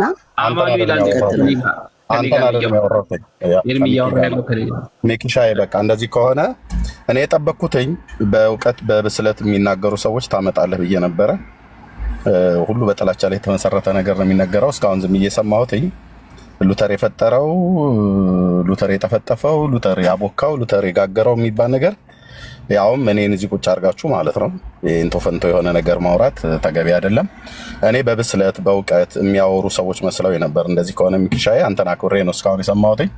መልሰ ምንም ጥያቄ እንኳን ቢኖርህም መጽሐፍ ቅዱሳዊ መሰረትን ምንድነው አንድን የመጽሐፍ ቅዱስ ክፍል ተነስቶ እኛም እነሱም ወይ እኛም እናንተም እዚህ የተነሳ ሰው ባላብራራበት ባላለበት ቅድምም ሲገባ መጽሐፍ ቅዱስን የከፈተው ምንም ሳይል ማለት ነው። መጽሐፍ ቅዱስ ለምን ተከፈተ አይደለም የምለው የምወደውን እግዚአብሔርን ያመለከን ቃል መከፈቱ ክፋት የለው። ግን እንደያገባቡ ለተጠየቀ ጥያቄ አሁን ቅድም ለጸዲ ላወራችሁ ጥያቄ ያላችሁ ብለ ኦፕን ካረከው በኋላ መልሰን እንደገና ደግሞ ለሱ ሰጣውኛ እንድንጠይቅ እየጠበቅኩ ነበር ያለሁት። ሚኪሻ ይሄ አንተን ቤት እኔ ወደዋለሁ መጥቼ ማውራት፣ ግን ስርዓት የጎደላቸው አንዳንድ ቃላቶችን የሚጠቀሙ ሰዎች ስለሚመጡ እሺ እንደገና ደግሞ እዚህ ቤት አንተንም ላስደብ አልፈልግም። ቢሆን ጥሩ ነበር ብናወራ። አሁን አንዳቸውም ተናገሩ ተብሎ ይባሉ ሉተር ብሎ የሚለውን ነገር ሊናገሩ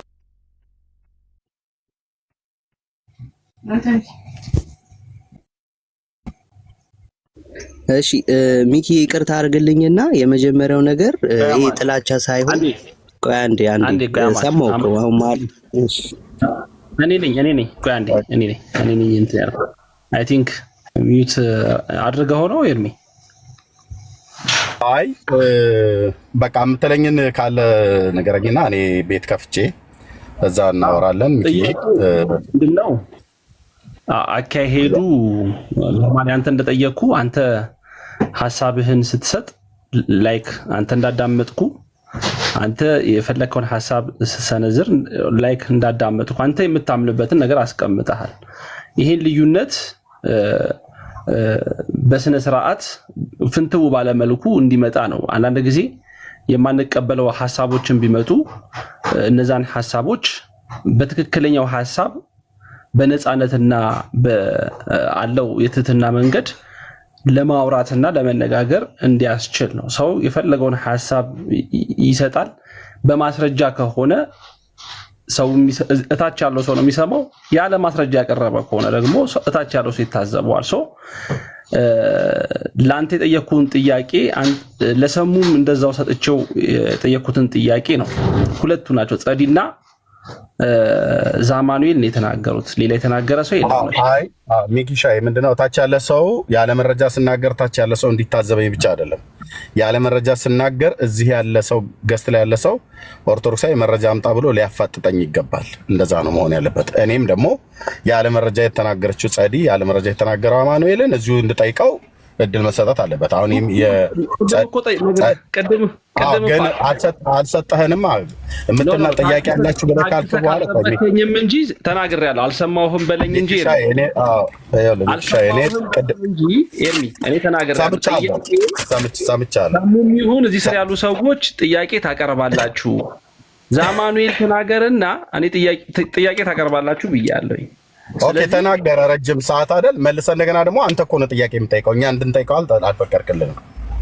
ሚኪ አየህ፣ አማኑኤል ሰጣውን ቆይ አማኑኤል ሰጣው አማኑኤል ሰጣው አወራ አይደለ? ባወራው ነገር ላይ መጽሐፍ ቅዱስ ገልጦ ሉተር ነው ሲል የነበረው ማለት ነው። ሉተር ያው ለኦርቶዶክስ የራስ ምታት እንደሆነ አውቃለሁ። ግን ሉተርን ካነሳ እኔ ነኝ ያለሁት እዚህ ሉተራውያን እኔ ነኝ ያለሁት። ስለዚህ ይቅርታ አድርግልኝና እኔ ምንድነው ሐሳቤ ተረታል ሚኪሻይ በቃ። ስለዚህ ቴንክ ዩ ሚኪዬ። ከዚህ በላይ ከቆየው ቤትህ ይበጠበጣል። እኔ ባይሆን ደስ ይለኝ ነበር። በስርዓት ነበር የመጣሁት። እኔ ቤት ከፍታለሁ፣ ችግር የለም። አቤት ሚኪ። ምናልባት አሁን አንተ ቤት ይበጠበጣል ብለህ ሐሰበህ ከሆነ ምናልባት የተወሰነች ደቂቃ ታግሰህ ቢሆን ኖሮ ጥያቄዎች እንድትጠይቅ እድል ሰጥህ ነበር። እውነት ለምን አንተም ብቻ አይደለም ሰሙንም ጭምር እድል ሰጣችሁ ነበር።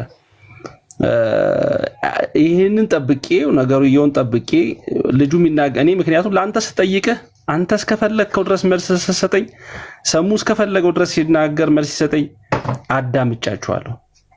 ጥያቄም ጠይቄዋለሁ ሰሙን፣ አንተንም ጥያቄ ጠይቄያለሁኝ። ጸዲም ስትናገር ለጸዲ ጥያቄ ጠይቄያታለሁ። አማኑኤልም ሲናገር ጥያቄ ጠይቄዋለሁ። ጥያቄ የመጨረሻውን ጥያቄ እየጠየቅኩት ባለው ሰዓት አንተ ይሄንን ማንሳትህ አይ ዶንት ኖ እንዴት አንደርስታንድ እንዳደረግከው አላወኩም። መታገሱ አስፈላጊ ነው ብዬ አስብ። ምናልባት ለአንተ የማይመች ሀሳቦች ተነስተው ሊሆን ይችላል። ሀሳቡን ግን እውቀት የላቸው ብለህ ማሰበህ ሊሆን ይችላል። በእውቀት ደግሞ አስረድተህ አሳይተህ ይሄ ከዚህ አንጻር ነው ብለህ ሞግተህ ነገሮችን ማስተካከል የምትችልበት ኦፖርቹኒቲን መጠቀም ትችላለህ። ከዛ ባለፈ ግን ልክ አንተ ጋር እንደሰጠሁት ትሪትመንት ዛማኑኤልንም ለጸዲም ሰጥቻለሁ። የተለየ ትሪትመንት ግን እውነት ለመናገር ህሊና ላለው ሰው ልተውለት። ኤርሚ አንተ አልተረዳኸው ይሆናል እንጂ ሰጥቻለሁ። ስለዚህ እየቀረውን ለአማኑኤል የጠየኩትን ጥያቄ መልስልኝና ጥያቄውን ትጠያየቃላችሁ። በመረጃ በማስረጃ የምትጠያየቋቸውን ጥያቄ ትጠያየቃላችሁ። ግን እንደተናገርኩት ጭቅጭቅ፣ ንትርክ፣ ስድድብ ጎንዩ ምናምን የለም። በማስረጃ በመረጃ መጠያየቁ አሪፍ ነው የሚል ማለት ያ ነው። ሚኪ በቃ ምልህ ይቀር። አይ ቲንክ የተግባባን አልመሰለኝም። እኔ እኮ እኛ እንውረዳ።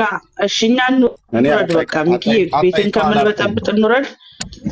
እኛ እንውረድ። ኤርሚያስ ቁጭ በል፣ እኔ እወርዳለሁ። ለምን ትወርጃለህ?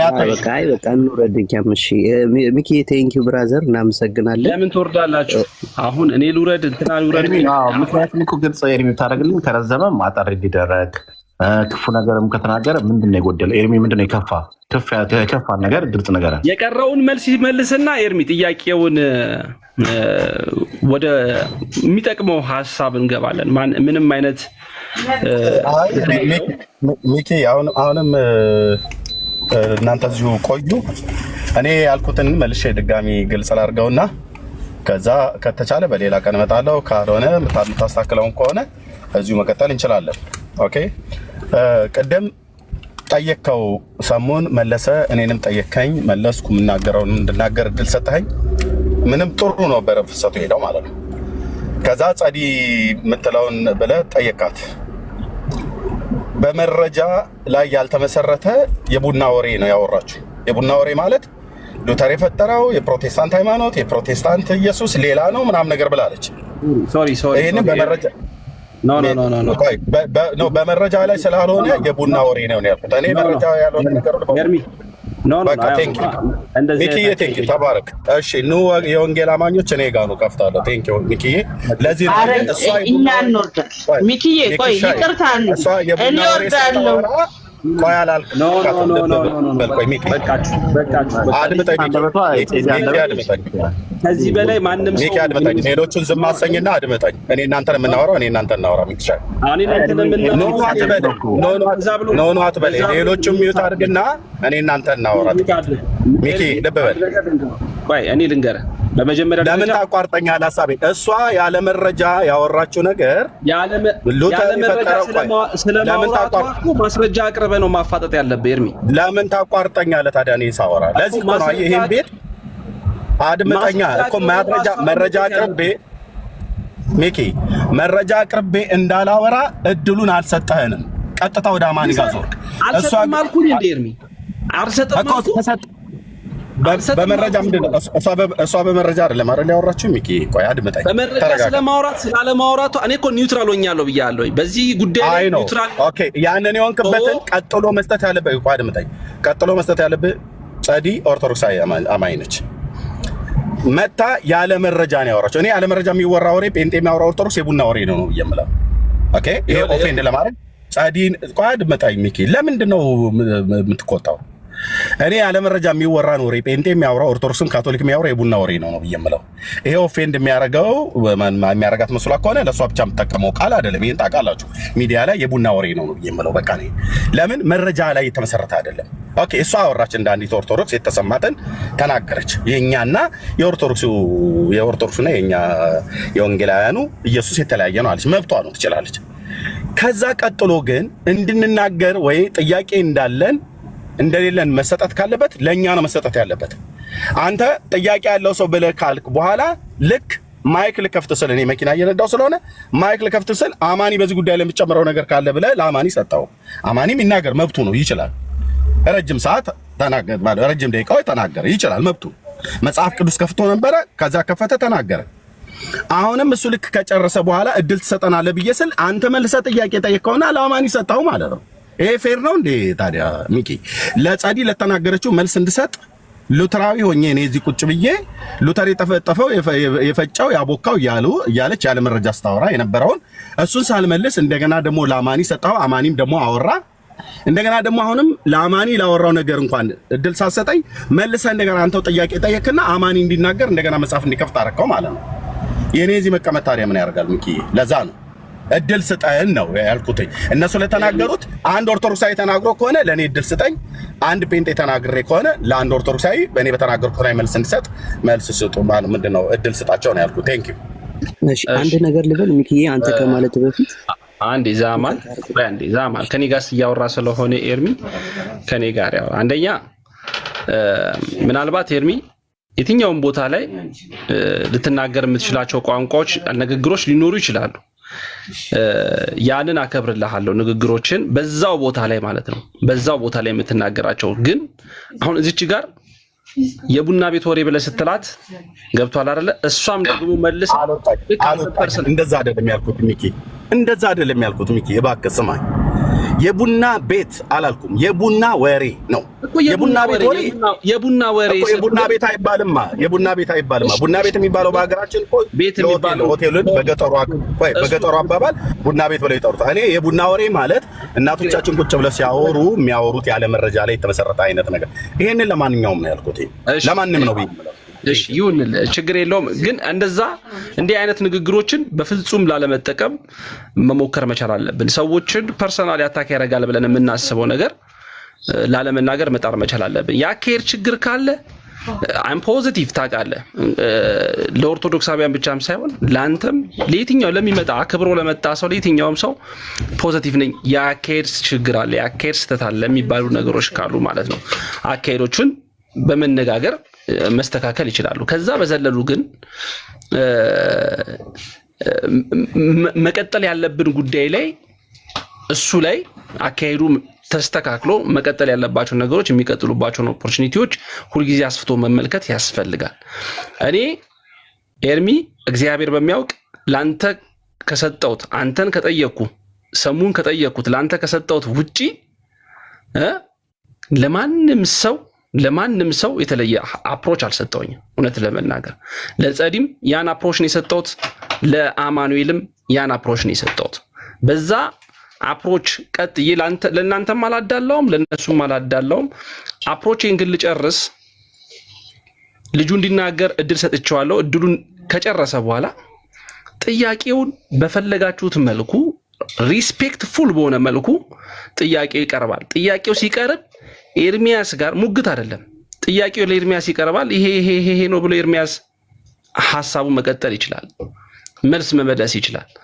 ለጸዲ የቀረበ ጥያቄ ጸዲ ይሄ ነው ብላ ይሄ ነው ማስረጃ ይሄ ነው ብላ ሐሳቧን ትቀጥላለች። እንደዛ እየተደረገ ነው የሚቀጥለው። አማኑኤልም እንደዛው እያለ ይቀጥላል ማለት ነው። ሌላ አንድ ፕሮቴስታንት ላስገባልህ ከፈለክ እንትና ስለወጣ ችግር የለም። እኔ ችግር የለም። ማስገባ ካላስገባ እኔ ያለው የትኛውን ጥያቄ ዛሬ በተነሳው ኢየሱስ የተለየ ነው ብለው የሚሉት እኔን ጠይቁኝ። ማለት እንደው ሌሎቹ አይግቡ እያልኩ አይደለም። ማስገባ ካላስገባ እኔ ብቻዬን በቂ ነኝ ለሚነሳው ጥያቄ ማለት ነው። ግን ያው ታይምን ጊዜውን ኮንትሮል አድርገው መቀጠል እንችላለን። አማን ይጨርስ ስጣው። ግን እኔ ከተናገርኩኝ እኔ በተናገርኩት ላይ ጥያቄ ካለው አንድ ኦርቶዶክሳዊ እንዲጠይቀኝ፣ አንድ ኦርቶዶክሳዊ ከተናገረ በተናገረው ላይ ጥያቄ እንዲጠይቅ እኔ እድል ይሰጠኝ። ቅድም ጸዲ ያወራቸዋለ፣ በጸዲ ላይ ጥያቄ ጠይቃለሁ፣ ከዛ አማኒ ላይ ደግሞ ጥያቄ ጠይቀዋለሁ ማለት ነው። እና ትችላለህ። ግን ካሉ ወንድሞች ማስገባት ትችላለህ። መግባት የሚፈልጉ ሰዎች እሺ፣ መግባት የሚፈልጉ ካሉ አንድ ቁጥር ይጻፉልኝ፣ አስገባቸዋለሁ። የኔ ማስገባት አልችልም። ሪቺ አስገቢ። እሺ ሪቺ አስገቢ አለሽ አይደለ? እንትን እሺ ሚኪዬ፣ ከፕሮቴስታንት መግባት የምትፈልጉ አንድ ቁጥር ጻፉ።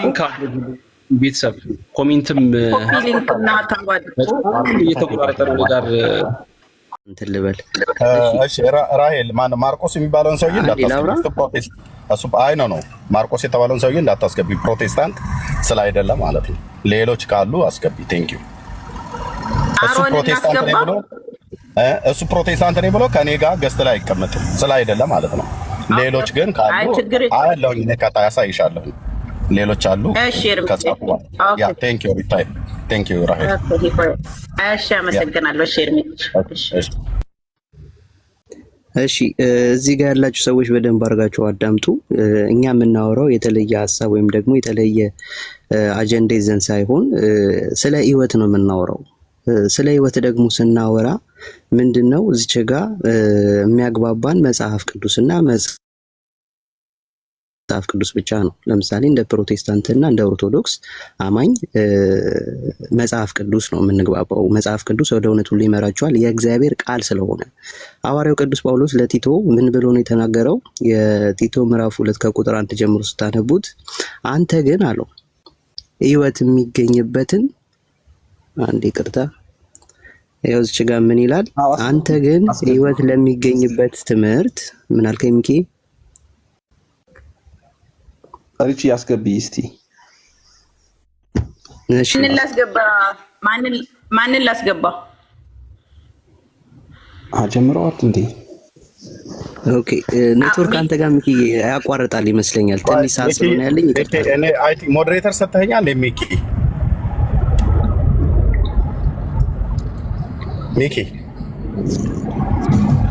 አንዴ የእግዚአብሔርን ቃል ያስቸግራል ይመስለኛል።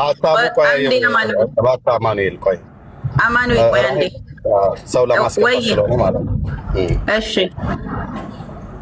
ራሄል ሞዴሬተር ሰጥቶኛል ይመስለኛል። አይዶ ነው ይታይሻል። ሞዴሬተር ክፍል ላይ እኔ ከሆነ ወጥቼ ገብቼ አይ የለም መግባት የሚፈልግ ሰው ካለ እንትን አድርጉኝና ሜሽን አድርገውና ልሳብልክ ኤርሚ። እሺ ቆይ ወጥቼ ልግባ። አንዴ ጠብቂኝ። አይ አልሰጠሁትም ሞዴሬተር። ኦኬ ታብታብ አድርጉ። ኔትወርክ ነውና ታብታብ አድርጉ ፕሊዝ። ተነጋሰኛ ያ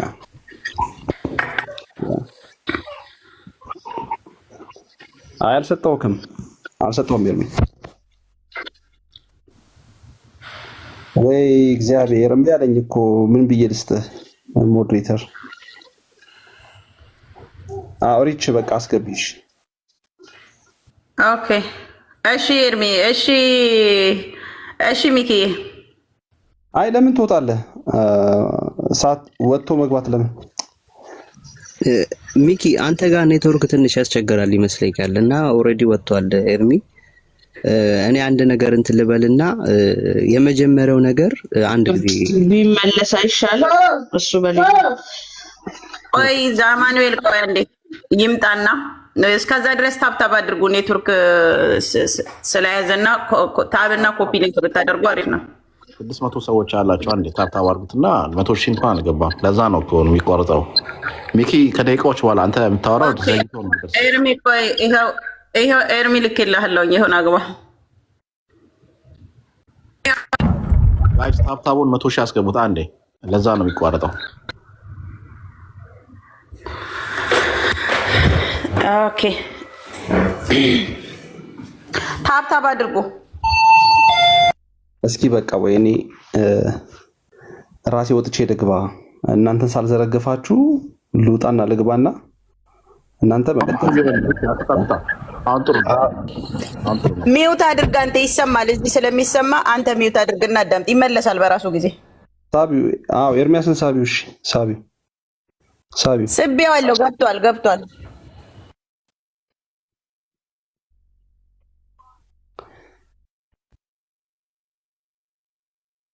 600 ሰው አለ። አንዴ ታብታብ አድርጉ ጋይስ። አንድ ደቂቃ 100 ሺህ መግባት ይችላል። ሚኪ ትልቁ ላይ መሆን ይችላል።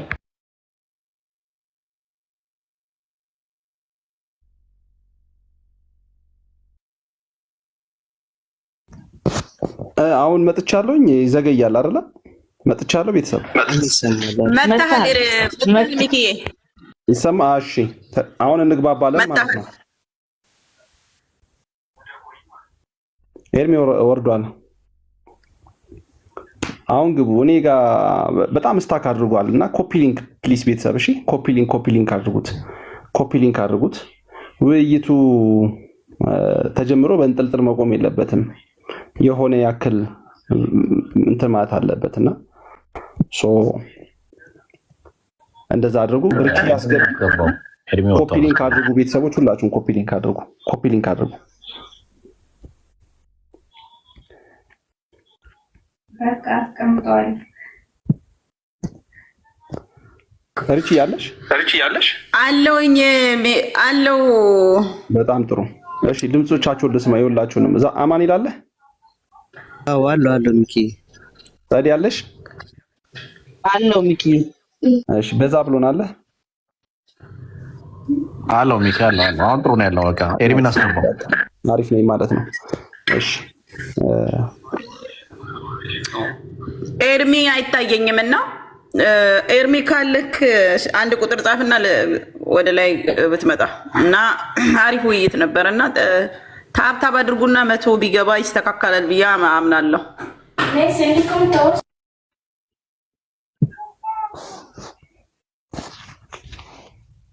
እሺ ኮፒ ሊንክ አድርጉ እስከዛ። እሺ ቤተሰብ፣ እሱም ኔትወርክ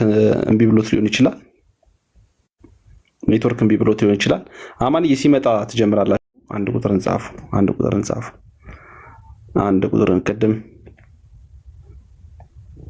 አንድ ቁጥርን ጻፉ። እስከዛ እንትን ግን አያሳየኝም። ሪቺ ገስት የላኩ ሰዎች ግን አይታዩኝም። መሳቢያቸው ፕሮቴስታንቶች ካሉ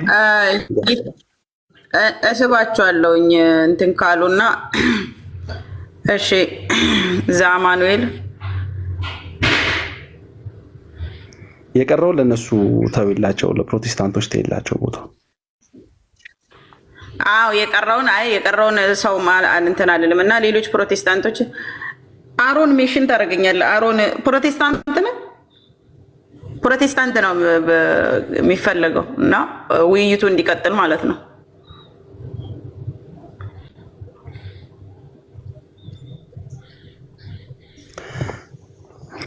እስከዛ ሰላም በሉን እስኪመጣ ኤርሚ እስኪመጣ። አይ ቲንክ ኤርሚ አመለጠ መሰለኝ ነው አመለጠ አስመለጥኩት ምናምን የለም። በዛ ብሎን ገስት ላይ ካላችሁ የትኛውንም ሰው ዲስ እንዳታደርጉ አክብሩ። ሀሳቡና መረጃችሁ ላይ ትምህርቱ ላይ ብቻ ፎከስ ማድረግ እሱ ላይ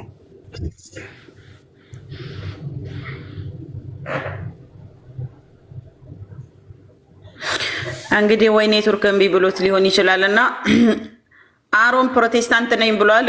አሮን ትወያያለህ ከሚኪሻ ገብቷልና የስ ደስ ይለኛል። ሰላም ለሁላችሁ። እግዚአብሔር ይመስገን። አሜን። የሚወያዩበትን ርዕስ አዳምጠሃል? በከፊል አዳምጫለሁ። ቆይ ሚውት አድርግ። ኤርሚ መጥቷል። ከኤርሚ ጋር ይጨርሳሉ። ኤርሚ መጥቷል። ታብታብ ብቻ ግን አድርጉ። ታብ አድርጉ ይጨርሳሉ። ሌሎቻችሁ ጣልቃ ባለመግባት ሞክሩ። ሚውት አታንሱ። ሚኪዬ ኔትወርክ ይሰራል? አዎ እኔ ቆንጆ ነው። አሁን ቆንጆ ነው ድምጼ። ታብ አድርጉ ፕሊዝ። ታብ እና ሼር ኮፒ ሊንክ አድርጉና ውይይቱ አሪፍ ውይይት ነውና ውይይቱ ይቀጥል ፕሊዝ። አንድ ሰው አስገቢ ፕሮቴስታንቶች ካሉ ከፕሮቴስታንት ሜሽን አድርጉኝ እኔ እንትን እንድላችሁ፣ አለም ደግሞ እንትን አበባ ላኩና ላስገባችሁ ልሳባችሁ እና እዚህ እንትን ስለማይለኝ ነው። ከፕሮቴስታንት ሌላ የሚገባ በቃ ችግር የለውም። እንዲወደደኝ አላቅሽም። አይ ጠንከር ያለ ፕሮቴስታንት ነው የሚፈለገው። ፕሊዝ አስገቢው እንዲወደደኝን አስገቢው። እሺ እንዲወደደኝ እሺ ናገባሽ። ይኸው በቃ ይኸው ፉል ሆኗል። ሌሎቻችሁ እንትን አትበሉ። የኤርሚ ኔትወርክ ካልሰራ እንዲወደደኝ አለ ከኤርሚ ከእንትና ጋር አሁን ቀጥሉ። ሚኪዬ እንትን ከሆነ ቀጥል። አሁን እኔ አባት ፕሮግራምን ምራ። ታብታብ አድርጉ። ኤርሚ ሪቺ ቆንጆ እየመራሹ ነው። እኔ ጋር ስታክ ካደረገ ምሪው ችግር የለውም እና እኔ ግን አለውኝ እስካሁን ድረስ የበኋላ እንትላለን እና ዛማን ጨርስ። ኤርሚ የምታነሳቸው ጥያቄዎች ካሉ እድል ሰጥሃለሁ። ጥያቄዎችህን ታነሳለህ እንዲመልስልህ። በመጀመሪያ ግን በተነሱት ላይ ሀሳብ ትሰጥና በተነሱት ጉዳዮች ላይ ሀሳብ ከሰጠህ በኋላ ጥያቄ ትጠይቃለህ። ሌሎቻችሁም ኤርሚያስ በሚያነሳው ሀሳብ ላይ ጥያቄ ትጠይቃላችሁ። ገብቷችኋል አይደለ? ሀሳባችሁን ከጨረሳችሁ በኋላ በስተመጨረሻ በሰዓትና በደቂቃ እናደርጓለን። በጣም እንዳይረዝምብን። ሙግት አይደለም። እሺ ጋይስ፣ ሙግት አይደለም። እያስቆሙ እንዲህ ነው ምናምን አይደል። እንዲህ ከሆነ ብጥብጥ ነው የሚሆነው፣ አይሆንም። ኤርሚ ሲጠየቅ ኤርሚ እሱ በመረጃ በማስረጃ ብሎ ባሰባቸው ነገሮች እያንዳንዱ ፖይንት ሊያስቀምጣ በተሰጠው ደቂቃዎች ማለት ነው። የተሰጡትን ጥያቄ 1 2 3 ብሎ ቁጥሩ ይይዛል። የተሰጡትን 1 2 3 4 የተባሉ ጥያቄዎችን በተሰጠው ደቂቃ ውስጥ ይጨርስና ያስረዳናል ማለት ነው። ቤተሰቦች እንደዛ ያግባባናል አይደለ? በኋላ ላይ እንትን ነው እንዳትሉኝ። በዛው ሊገባ ነው። አንዴ ጋይስ 100 አሪፍ ነው ኔትወርክ ሆነ 100 እንዲገባ በዛው ይቀጥል ሚኪ። እሺ በቃ በዚህ መልኩ እንቀጥላለን። እዚህ ጋር ያለን ሰዎች የሆነ ነገር ተምረን ለመውጣት ነው፣ አውቀን ለመውጣት ነው ትልቁ ፖይንታችን። ስለዚህ ጭቅጭቅ፣ ንትርክ፣ ሙገታ የለም። ይጠየቃል። ጥያቄዎቹ 1 2 3 4 ብለው ጥያቄ ይጠየቃሉ። እነዛን ጥያቄዎች በማስረጃ በመረጃ ማቅረብ ነው ማለት ነው የሚሆነው። ወንድማችን ቀጥል የጀመርከውን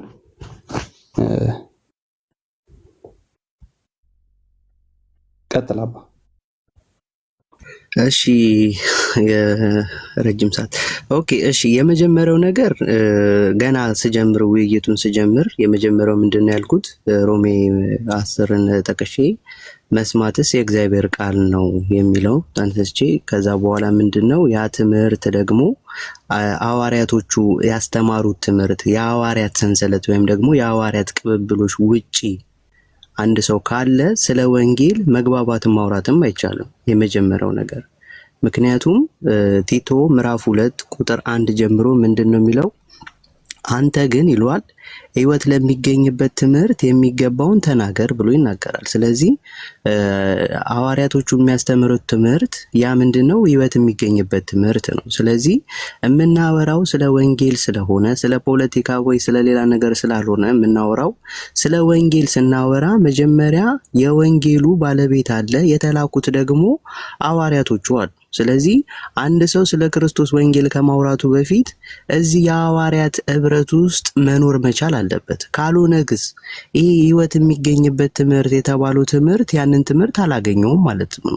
ስለዚህ ስለ ወንጌል ስናወራ እኔ ፕሮቴስታንት ነኝ እኔ እንትን ነኝ ብሎ አንድ ሰው ሲመጣ መሰረቱ ምንድነው የሚለውን ነገር በማስረጃ አሳይቶ እዚህ ህብረት ውስጥ ነኝ ያለሁት። ይሄ ህብረት ለምን አስፈለገ ደግሞ ሲባል ደግሞ እዚህኛው ላይ ምን ይላል? እዚህ ጋር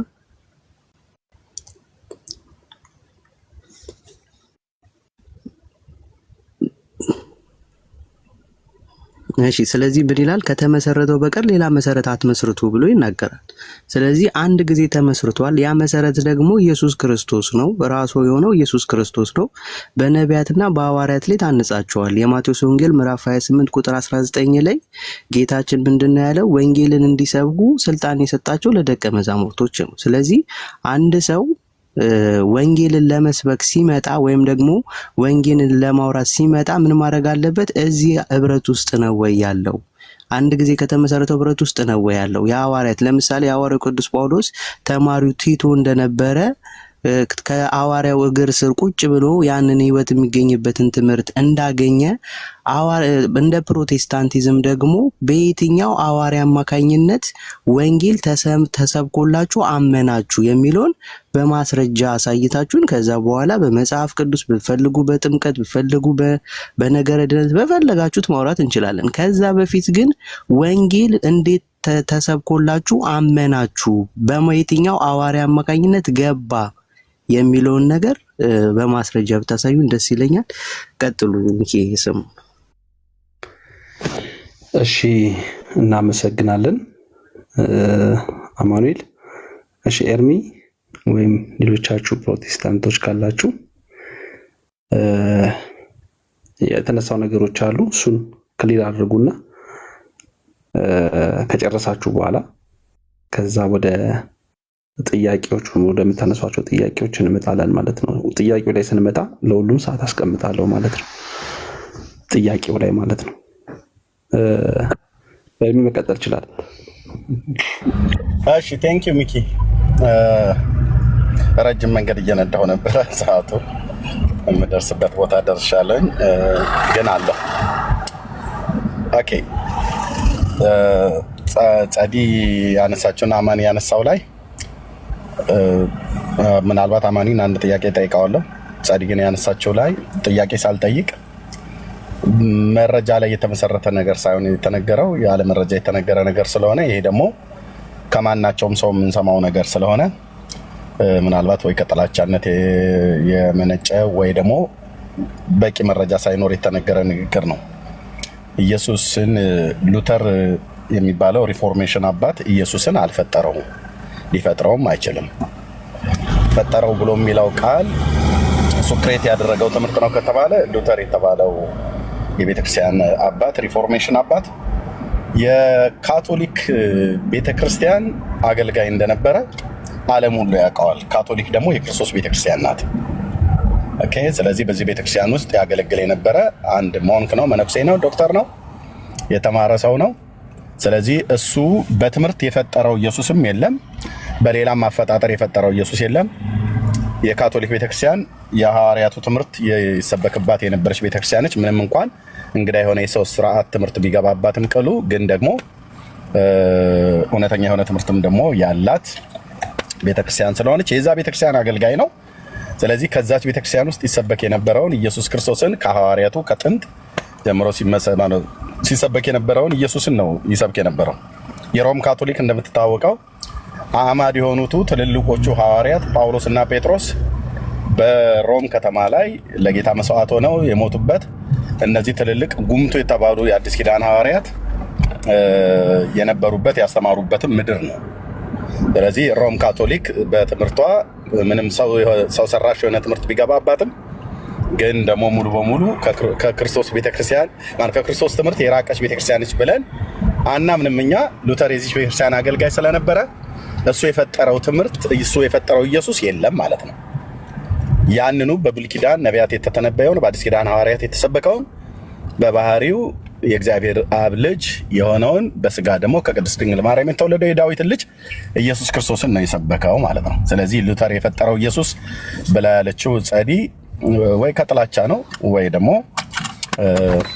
ከሌላ ነው። በዚህ ጥያቄ ስለማልጠይቃት በዚሁ የምዘጋው ማለት ነው። ይሄንን ጠንከር ያለ የሚያወራ ሰው ካለ ግን ሳወራ እናወራለን። ኦኬ ወንድማችን አማኒም ልክ እንደዚሁ በተመሳሳይ አንዱ ኢየሱስ ነው ካለ በኋላ መጨረሻ ላይ ደግሞ ሚኪም ቅድም ጥያቄ ሆኖብኛል ግልጽ አድርገው ብለህ ያልከው ላይ እሱ ላይ ግልጽ አላደረገውም። ግን አንድ ደጋግሞ የተናገረው ነገር አለ። በዚች በክርስቶስ ቤተክርስቲያን የሐዋርያት ሥራ መጽሐፍ ምዕራፍ 20 ቁጥር 28ን መሰረት አድርጎ በደሙ የዋጃት ቤተክርስቲያን ብሎ ይላል። አዎ ቅዱስ ቃሉ ይላል። ያቺ በደሙ የዋጃትን ቤተክርስቲያን እንዲነግረኝ እኔ ለአማኒ ጠይቀዋለሁ። በሐዋርያቱ ቅብብሎች ስልጣን ስር እስከሌሉ ድረስ ትክክለኛ ትምህርት አላቸው ብለን አንልም አናምንም ብሏል። እኔ ለአማኒ መልሼ ጥያቄ የምጠይቀው ያቺ በደሙ የተመሰረተች ቤተክርስቲያን ማናት እና በስም ብትነግረን በተቋም ብትነግረን ወደ እሷ ሄደን እንድንገባ ስሟን ጠርተህ ብትነግረን በጣም ደስ ይለኛል ወንድማችን አማኒ። ከዛ ጥያቄ እንቀጥላለሁ። ስሟን ንገረን፣ ማናት ያቺ በደሙ የተመሰረተች ቤተክርስቲያን? አሁን ባለው ሪሰንት አሁን እኛ እናንተ በምንኖርበት ያለችው ቤተክርስቲያን ማናት? እና የሐዋርያቱ ቅብብሎች ትምህርቷም ሆነ ማነው ትምህርታቸው የሚሆን ስልጣናቸው በሷ አለ ብለህ የምትለን ቤተክርስቲያን ጠቁመንና እዚህ ያለን የወንጌል አማኞች በሙሉ ጉዞ ወደዛች እንድናረግ ስሟን ብቻ ነገረን። ቴንኪው አማኒ። ኦኬ ምናልባት አልሰማኝም ይሆናል አላቅም። እና የመጀመሪያው ነገር ስለ ወንጌል ስለሆነ የምናወራው ስለ ወንጌል ስናወራ ስልጣን ያለው አንድ የሚዩት አድርግልኝ። ስልጣን ያላቸው አሉ። ስልጣን ኢየሱስ ክርስቶስ መንፈስ ቅዱስ ከኢየሱስ ክርስቶስ መንፈስ ቅዱስን ተቀብለው የዮሐንስ ወንጌል ምዕራፍ 20 ቁጥር 22 ላይ መንፈስ ቅዱስን ከተቀበሉ በኋላ ወንጌልን እንዲሰብኩ የተላኩ አሉ። ስለዚህ ስለ ወንጌል ነው የምናወራው ካልከኝ አንተ የምታምነው እንደ ፕሮቴስታንት በየትኛው ሐዋርያ በኩል ወንጌል ተሰምቶ አመንክ? በማስረጃ አሳየኝና ከዛ በኋላ ወደ ትምህርቱ እንገባለን። ምክንያቱም ሁለተኛ ዮሐንስ ምዕራፍ 1 ቁጥር 9 ላይ ምንድነው የሚለው? ለሚወጣ ሁሉ በክርስቶስ ትምህርት ለማይኖር ሰው ይላል። አሁን በደንብ አድርጋ አስተውል። በክርስቶስ ትምህርት ለማይኖር ሰው አምላክ የለውም ብሎ ይናገራል። ስለዚህ አንድ የምናወራው ደግሞ የተለያየ ነው በክርስቶስ ትምህርት ላይ ስለሆነ የዛ ትምህርት ውስጥ አንተ አለኮ የሚለውን ነገር በማስረጃ ተከፍትና እንደ እኔ ማምነው ከበዚህኛው ሐዋርያ ገባ ወንጌል ተሰብኮልኝ አመንኩኝ። ለምሳሌ የሐዋርያ ሥራ ምዕራፍ 8 ያ ኢትዮጵያዊ ጃንደረባ የትንቢተ ኢያሱ መጽሐፍ ቅዱስ እያነበበ በሚሄድበት ሰዓት ላይ የሚያነበው ነገር አልተገለጠለትም። መንፈስም ፊልጶስ ከመርቶት ምን አደረገ? ያንን ኢትዮጵያዊ ጃንደረባ ገለጠለትና በፊልጶስ እጅ ተጠመቀ ማለት ነው። ስለዚህ ልክ እንደዚህ ከቤተኛው ደቀ መዝሙር ወንጌል ገባ እንደ ፕሮቴስታንት አስተምሮት። ምክንያቱም የክርስቶስ ትምህርት ሕይወት የሚገኝበት ነው። በዛ ላይ ደግሞ በዛ ትምህርት ላይ ደግሞ ሰው የማይኖር ከሆነ አምላክ የለውም እያለ ሁለተኛ ዮሐንስ ምዕራፍ 1 ቁጥር 9 ላይ በደንብ አድርጎ ይናገራል። በክርስቶስ ትምህርት ለሚኖር ሰው ግን አብና ወልድ አሉት ብሎ ይናገራል። ያ የክርስቶስ ትምህርት ውስጥ ኦርቶዶክስ ቤተክርስቲያን ስላለ የሱ አማኝም ስለሆንኩኝ በሱ ትምህርት ውስጥ ነኝ ብዬ እየተከተልኩኝ ስለሆነ ነው እዛው መጀመሪያ ለጠየቀኝ ጥያቄ ማለት ነው። እና እንደ ወንጌል ስለምናወራ እኔ በዚህኛው ሐዋርያ አማካኝነት ተሰብኮልኝ አመንን እንደ ፕሮቴስታንት ማለት ነው። ምክንያቱም ከተመሰረተው በቀር ሌላ መሰረት አትመስርቶ አለ ሐዋርያው ቅዱስ ጳውሎስ። ሐዋርያው ቅዱስ ጳውሎስን እቀበላለሁ የሚል ሰው ደግሞ እዛ መሰረት ውስጥ መሆኑን ማስረጃ ከፍተ ብታሳይኝ ደስ ይለኛል። ከዛ በኋላ በምትፈልገው በመጽሐፍ ቅዱስ ላይ መወያየት እንችላለን ማለት ነው። ማስረጃው ይቅደም። ቴንክ ዩ። እሺ እዚህ ያላችሁ ወገኖች እንግዲህ ሰምታችኋል። አማኒ ለጠየቅኩት ጥያቄ መልስ ሊሰጠኝ አልፈለገም። መልሶ ነው ጥያቄ የሚጠይቀኝ። በየትኞቹ ሐዋርያት ነው የተሰበከ ወንጌል ነው ብሎ የሚለው ጥያቄው በአጠቃላይ ስመልስ በጌታ ሐዋርያት የተሰበከ ወንጌል ነው እኛ ወንጌላውያን አማኞች የምንሰብከው። በነ ቅዱስ ጴጥሮስ፣ በነ ቅዱስ ጳውሎስ፣ በነ ቅዱስ ማቴዎስ ሐዋርያ ማለት ነው። ከሐዋርያት ውጭ ደግሞ ባሉት በነ ቅዱስ ሉቃስ፣ በነ ቅዱስ ማርቆስ እነሱ ከሐዋርያት ተርታ ስለማይመደቡ በእነሱ የተሰበከ ወንጌል ነው የምንሰብከው። መቼም ሌላ ሐዋርያት የሉም። በጌታ ሐዋርያት የተሰበከ ወንጌል በየትኞቹ ሐዋርያት ነው ያለ ልብ በሉ። በየትኞቹ ሐዋርያት ነው? በጌታ ሐዋርያት የተሰበከውን ወንጌል ነው የምንሰብከው። እሱ ግን ቅድም ደጋግሞ ሲያነሳ የነበረው ተቋምን ጠርቶ ማለት ነው። በዚህ ተቋም ውስጥ የሌለ ሰው የሌለ አስተምሮት የቱንም ያህል ቢያወራ እውነተኛ አይደለም። ስለዚህ አስቀድሞ በዚች በክርስቶስ ቤተክርስቲያን በደሙ በመሰረታት ብሎ የሐዋርያት ሥራ መጽሐፍ ምዕራፍ 20 ቁጥር 20 ማነው ምዕራፍ 20 ቁጥር 28ን ዋቢ አድርጎ የጠቀሰውን ጥቅስ አንዲት ቤተክርስቲያን አለች፣ በዛች ቤተክርስቲያን ጥላ ስር መሆን አለባቸው አለ። ያቺ ቤተክርስቲያን ማነው ስሟ ነው ያልኩት እኔ። ግን ሊመልሰው አይችልም፣ መቼም አይመልሰውም። ኦርቶዶክስ ካለው እየሰማ ካለው አይኔ ስላልሰማው ነው። አማን እሺ፣ ኦርቶዶክስ አልከኝ አይደል? ኦርቶዶክስ ነው ያልከኝ አይደል? እየሰማኝ ስላልሆነ ለዛ ነው ጥያቄ። ችግር የለም። እሺ፣ አዎ ችግር የለም። ውጭ ላይ ቆይ አንዴ፣ እኔ እርምዬ ምን እያልኩ መሰለ፣ ስለ ወንጌል በቃ ኦርቶዶክስ ነው በለካ ካልከኝ መልሰልኛል። ስላልሰማው ነው። ችግር የለውም። ኦኬ፣ እኔ አሁን ኦርቶዶክስ ነኝ። አሁን በደንብ አድርገህ ስማኝ።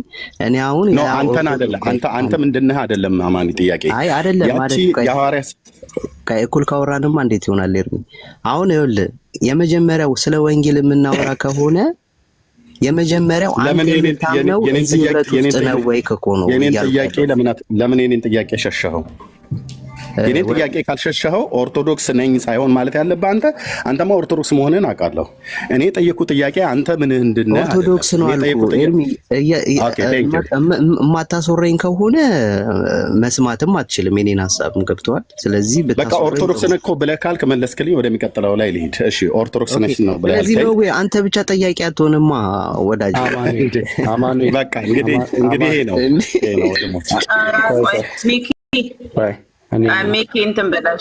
አማኑኤል ያው ጥያቄ ኦርቶዶክስ ነው ብለህ መልሰልኛል ብለሃል። ኦልሬዲ በቃ ከመለስክልኝ ካለ ኦልሬዲ እንትን እንዳለ ለአንተ ስሰጥክ አንተም ትጠይቀዋለህ። ልክ እንደዚሁ እሱ አዳምጦ እንደ መለስክለት እንደዚሁ አንተም አዳምጠህ እሱም አዳምጦ ይመልስልሃል። ሶ በዛ ደረጃ እናደርገዋለን። አማኒ እሺ፣ ብዙ እንትን እንዳይሆን ከሚል አንጻር ነው። ጥያቄውን ኤርሚ ጨርስና፣ በእርግጥ የጥያቄ ሰዓት ሳልጀምር ነው ኤርሚ ወደ ጥያቄ የገባው። ግን ደግሞ ምክንያቱም የተነሱት ላይ ሀሳብ እንዲሰጥ ብቻ ነበረ መጀመሪያ የፈለግኩት። ከዛ ጥያቄዎቹን ሰዓት ደቂቃ ሰጥቼ፣ ምክንያቱም በኋላም ለአማን ስሰጠው ደቂቃ ሰጥቼ ጥያቄዎችን እንዲጠይቅህና በፈለግከው በተሰጠ ሰዓቶች ውስጥ ደቂቃዎች ውስጥ ጥያቄዎችን እንድትመልስ ነበር ሀሳቤ። ኤርሚ ጥያቄ ልቀጥል ሚኪ። እሱም እኔ እንደዚህ መጠየቅ ይችላል። ኦኬ ኦርቶዶክስ ነች ብሎ መልሶልኛል። ቴንኪው። ባጭር እንድትመልስልኝ የምፈልገው አማኒ፣ ኦርቶዶክስ ነች ብለህ ስትለኝ የኦሪየንታል ኦርቶዶክስ ወይስ የምስራቃውያን ኦርቶዶክስ ናት?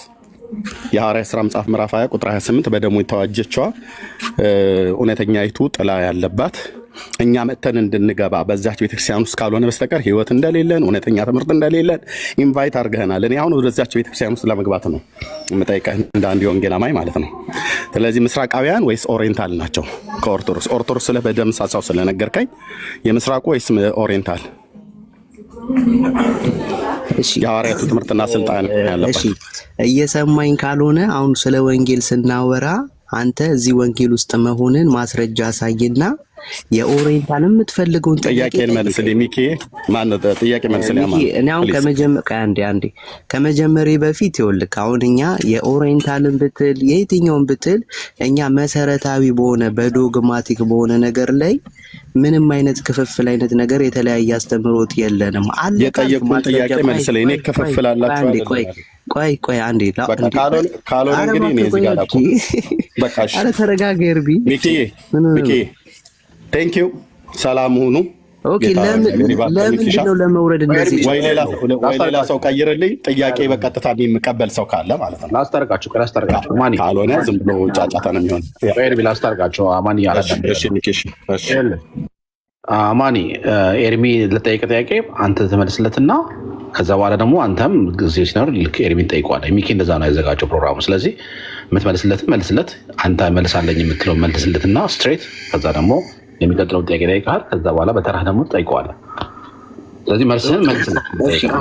የመጀመሪያው ነገር ዶግማቲክ በሆነ ነገር ለምሳሌ ዶግማ፣ እኛ ዶግማ የምንለው ምንድን ነው? መሰረት፣ ምሰሶ፣ ሰው ለድህነት ምሰሶ የሚሆነው ነገር ምንድን ነው? ዶግማ ነው። ስለዚህ በዶግማዊ ነገር ኦርቶዶክስ የተባለ የኦሪየንታልን በለው ኦርቶዶክስ አማኝ ነኝ ካለ በዶግማዊ ላይ እሱን ከመናገር በፊት አማን ዛብሎንም እየነገረክ ያለው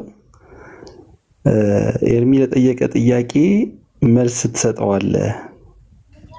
በቃ እሱ የጠየቀን ጥያቄ መልስ ትሰጥና ያን ጥያቄ ኔትወርክ ያስቸግራል መሰለኝ አንተ ጋር አላውቅም፣ እየመለስኩ ነበር። አይ አልጀመርንም፣ አልተግባባችሁም። ከተግባባን በኋላ ጥያቄውን መልስ ትሰጣለህ ብዬ ነው። ለጥያቄው ሰዓት ማለት የጥያቄ ይጠይቅህ፣ ጥያቄውን መልስለት። ከዛ በኋላ ለአንተም በምሰጥ እድል ደግሞ ጥያቄ ትጠይቀዋለህ፣ እሱ መልስ ይመልስልሃል። ደቂቃ አስቀምጥልን ሚኪ፣ ደቂቃ አንዳችሁ አስቀምጡልንና በዛ ደቂቃ ይሻላል። ደቂቃ አይቀመጥም። ለእኔም ደቂቃ እንዳታስቀምጥ፣ የፈለግከውን ደቂቃ ኦፕን አድርገህ ጠይቀኛለህ፣ እኔም ጠይቀሃለሁ። ደቂቃ መቀመጥ የለበትም። እስካሁን ደቂቃ አልተቀመጠም። ጥያቄው ማውራት አለበት። ችግር የለውም። ሌሎች ሰዎች እዚህ ያሉት ኦርቶዶክስ ከሌሎቹ ጋር አወራለሁ። ከሌሎች ጋር አወራለሁኝ። ተቀምጬ እዚህ አወራለሁ። ለምንድነው ከአንተ ጋር ማላወራው? ለጠየኩ ጥያቄ ቀጥታ መልስ ልትሰጠኝ አልቻልክም። እዚህ 600 ሰው ባለበት ጥያቄ ጠየቅኩህ። አንተ ኢንቫይት ባደረግከን መሰረት ማለት ነው፣ ጋበዝከን። ኑ ወደዚህ ቤተክርስቲያን፣ በዚህ ቤተክርስቲያን ጥላ ስር ግቡ። እዚህ ቤተክርስቲያን ጥላ ስር ካልገባችሁ የሐዋርያት እውነተኛ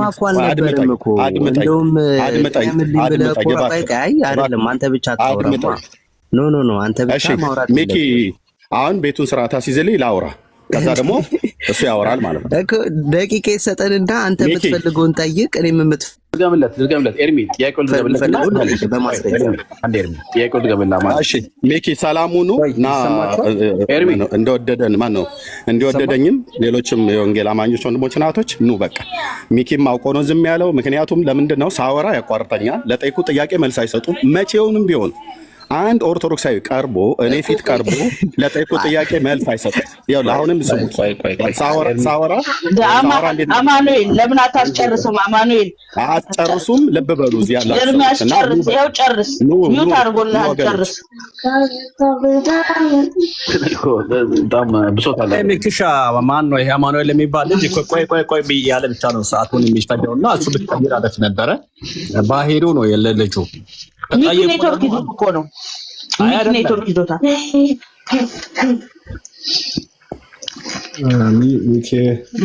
እሺ ይሰማል? ሚኪ ኔትወርክ ይዞክ ነው። እኔ ነገራችን ላይ እኔ እንትን እያለኝ ነው፣ ግን በጣም የገረመኝ ነገር ላስቀምጥ። የመጀመሪያው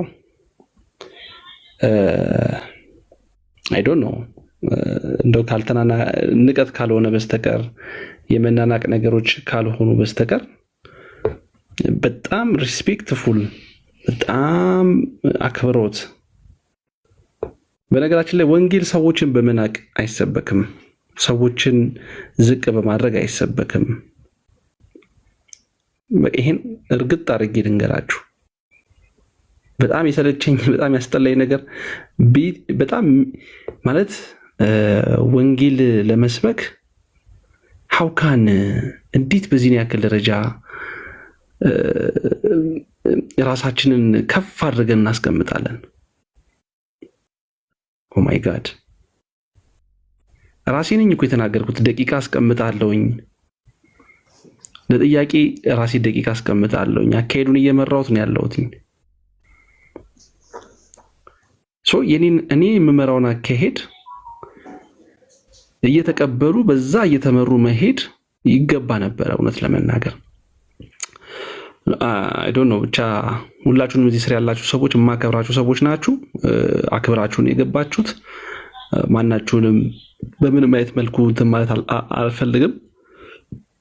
አማንዬ ያው ጥያቄውን ብትመልስ በቀጥታ ለውይይቱ አካሄድ እንደዛ ነበረ የሚሆነው።